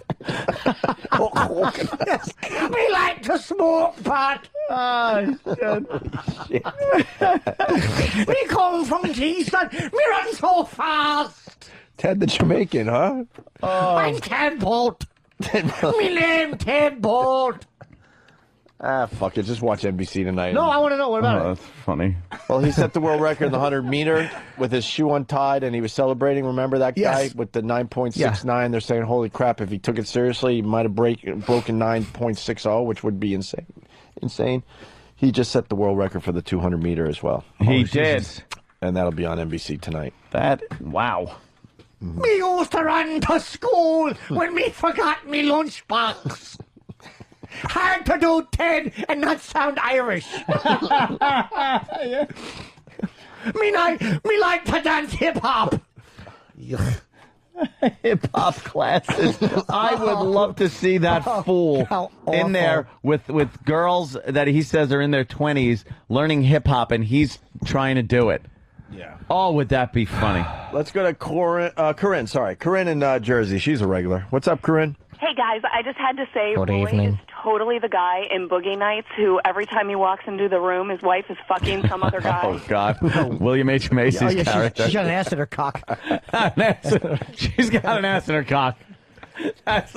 Fucking lawyer. Yuck. Is there anyone else that plays pathetic better than Macy? William H. Macy. Every He's movie, he's fantastic. pathetic guy. I like in Fargo. At the end of Fargo is the best when the cops are knocking at the door. Oh, yeah, be right there. Oh, yeah. All right, coming right. Be right at the door. And they bust the door in, and he's trying to get out the window, and they're pinning him on the bed, and he's going, no. Okay.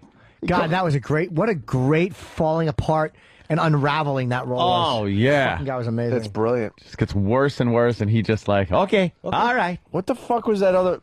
He was in the cooler, right? Yeah. He was the main guy in the cooler. And what happened with the chick he was seeing in that one again? Oh, yeah. I forgot, but it's something horrific. She fucking Can somebody help me out? Oh, I think what's his name comes in and like fucking beats the shit out of her. Alec Baldwin. And he can't do anything about it. No, of course not. He can't be a man and defend his woman. What was it? Oh, E-Rock? I think it was his son's Hold on. girlfriend or something. She was faking a pregnancy. Yeah. And then Alec Baldwin caught onto it and just punched her right Punched her in the laid stomach her out, because it was and they a ripped her padding. clothes off and found that she was faking the pregnancy, and Yeah. he had no idea or something like that? Yeah, he had no idea. Oh, he plays pathetic better than... who else plays pathetic in that's movies? fantastic. Fucking Eric Nagel. He just threw his hands up. He's like, I love it. He's like, I'm going to be useful. This should help me. And no. I know it was No. going through his head, too, because he heard you say that when the door was probably 6 inches from being closed, and he would have had one successful appearance He without almost had any it. abuse. He almost had it. And he was probably thinking, wow, that went well. No, it didn't. That's right. People are so happy with their emails. They're sending Roy that they're sending copies to us. Nice. Retard sex from Boston. My email to Roy. Title: Hip hop class is great. Electric slide into another man's ass. Love retard sex. Let's ask Roy if he's getting a lot of email. I bet he is. He's the veterinarian from The Getaway where Michael Madsen is fucking... That's right! Yeah. Holy shit, he was the fucking... the cuckold in that. Cuckold. Was that Macy? No. I think it was. No, was it? Was that him? I don't think He's so. the veterinarian from The Getaway where Michael Madsen is fucking his wife while he's tied up in the bathroom. I thought that guy was younger. Oh, okay. That's Fast Freddy. Okay. And then ends up, hanging himself because he couldn't take it anymore or something like that? All right. Okay. All right. Be right there. Okay. He's all happy and chipper. I love when all hell's breaking loose and his kid's like, Dad, everything all right? Or something like that. Oh, yeah, fine. Yeah. Yeah. Oh, and yeah, because his father-in-law is dead in the trunk at that point of his car. His wife is dead. Fucking, he doesn't have the ransom money. He's just he was a regular guy and everything is wrong now. All right, Scotty. No, I think I'm going to go to bed. God, what that was so good, the unraveling he went through. Yeah, Dude, fantastic. someone just found Roy's MySpace page. Jeff M. from Staten Island. All his friends are hot chicks. He doesn't stand a chance in hell of fucking.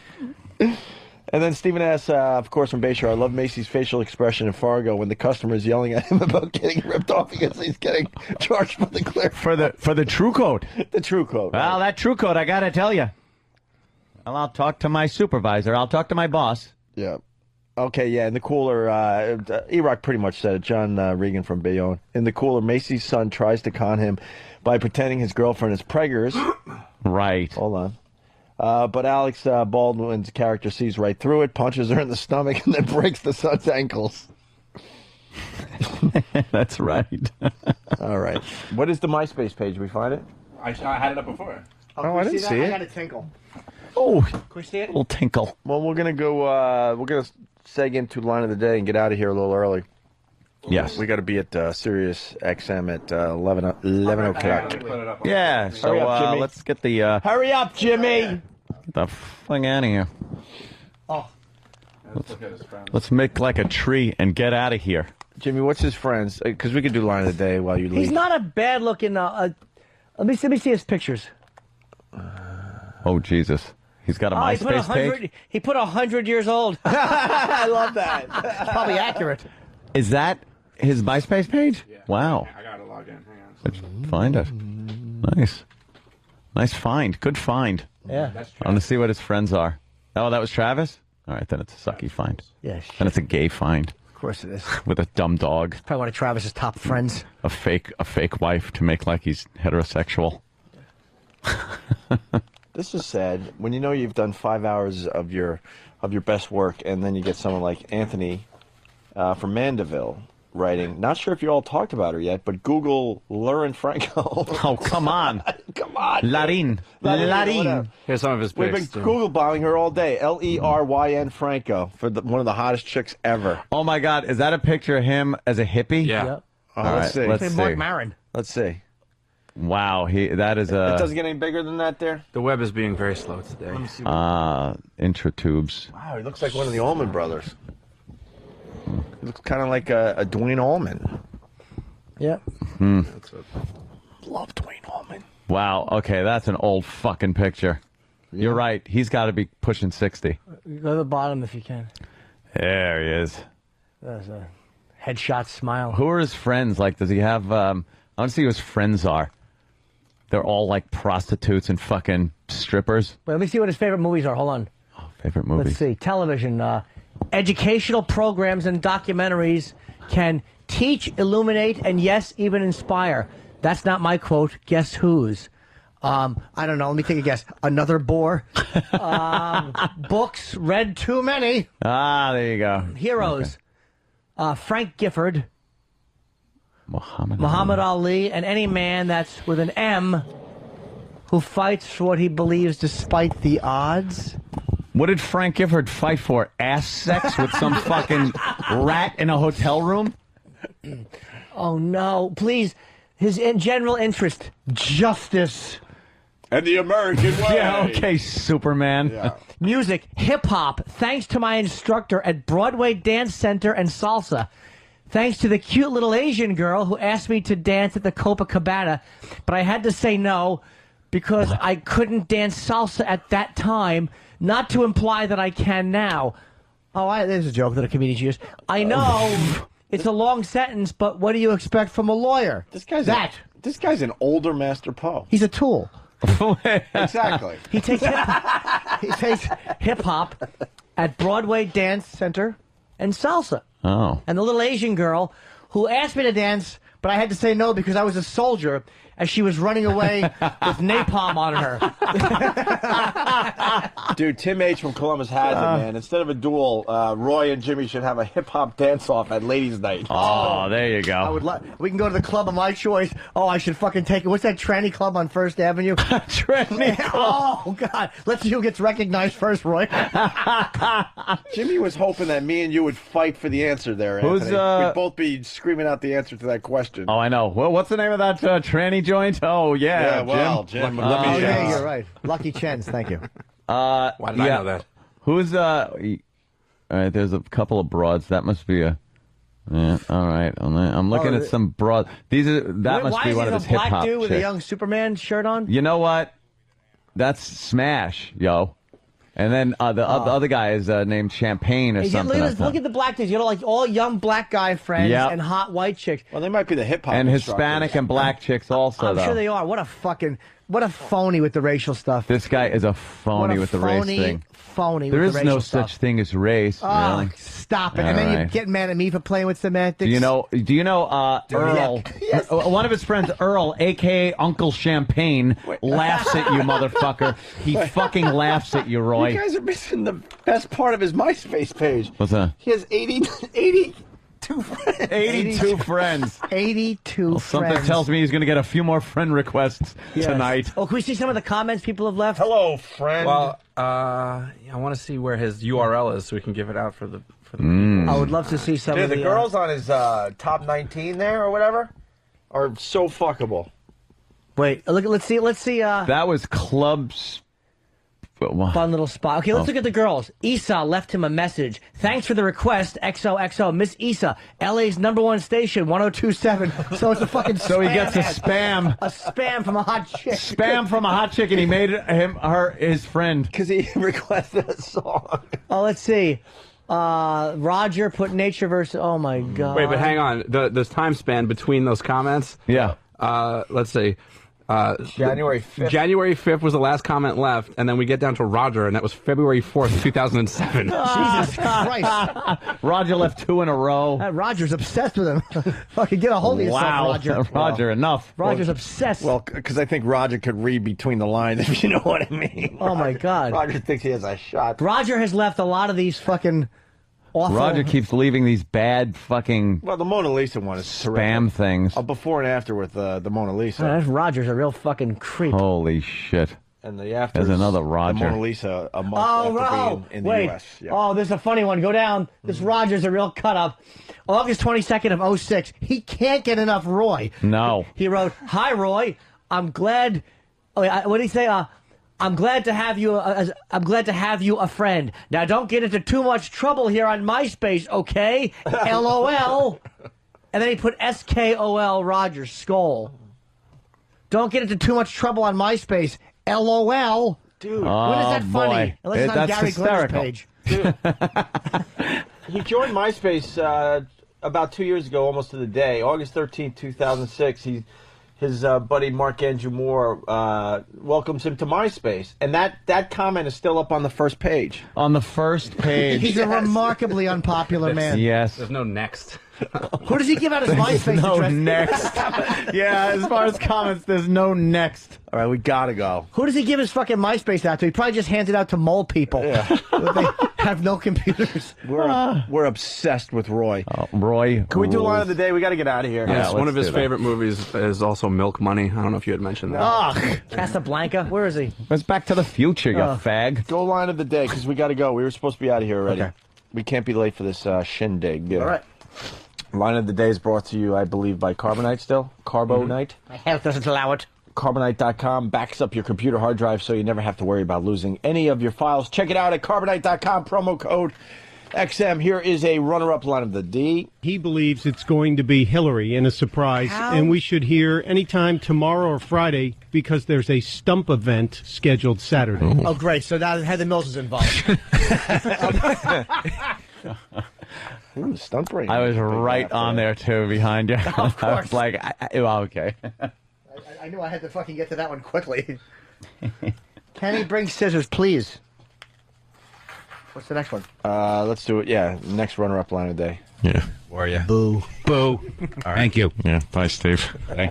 The studio door is swinging back the other way. Bye, Steve. You said it.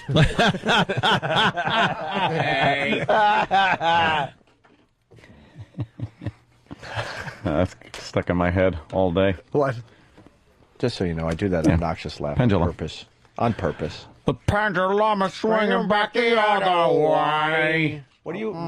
Just cut my tag. We should tell Roy that's the hot new song. Yeah, hot new hip-hop song. Jimmy, you can't go over to Sirius XM with that mustache. Of course I can. Hi, gang.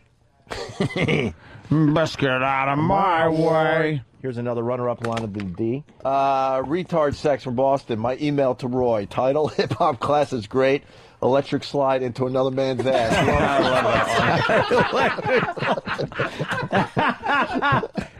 That is so funny. That was hilarious. The only radio show in America that acknowledged that their listeners are funny. Fucking funny bastards. How many more we got? 2 more. 2? Okay, another runner-up line of the day. Jesus. All right, let's go to Paul then. Paul, it's the Opie and Anthony show. What do you got? Huh? Morning, boys. As usual, the Yes, just wait for you guys. Sorry. They heard it originally. Fuck it. And finally, the last runner-up. What is the wording of it that you want changed? I want there are certain provisions which provide for what I just told you about. Everywhere it says woman, put in cunt. It was hilarious. And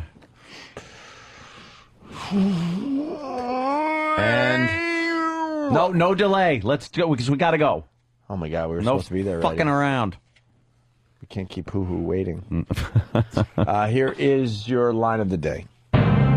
Here comes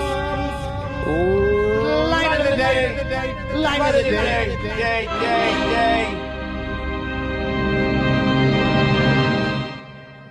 Knock, knock. Yeah, who's there? A lawyer who nobody wants to fuck. Oh, no, that's terrible. Oh, that's great. A little short today, but we had fun. We'll see you guys tomorrow. Later. It's like punch sound, woman scream, Opie and Anthony. That's right.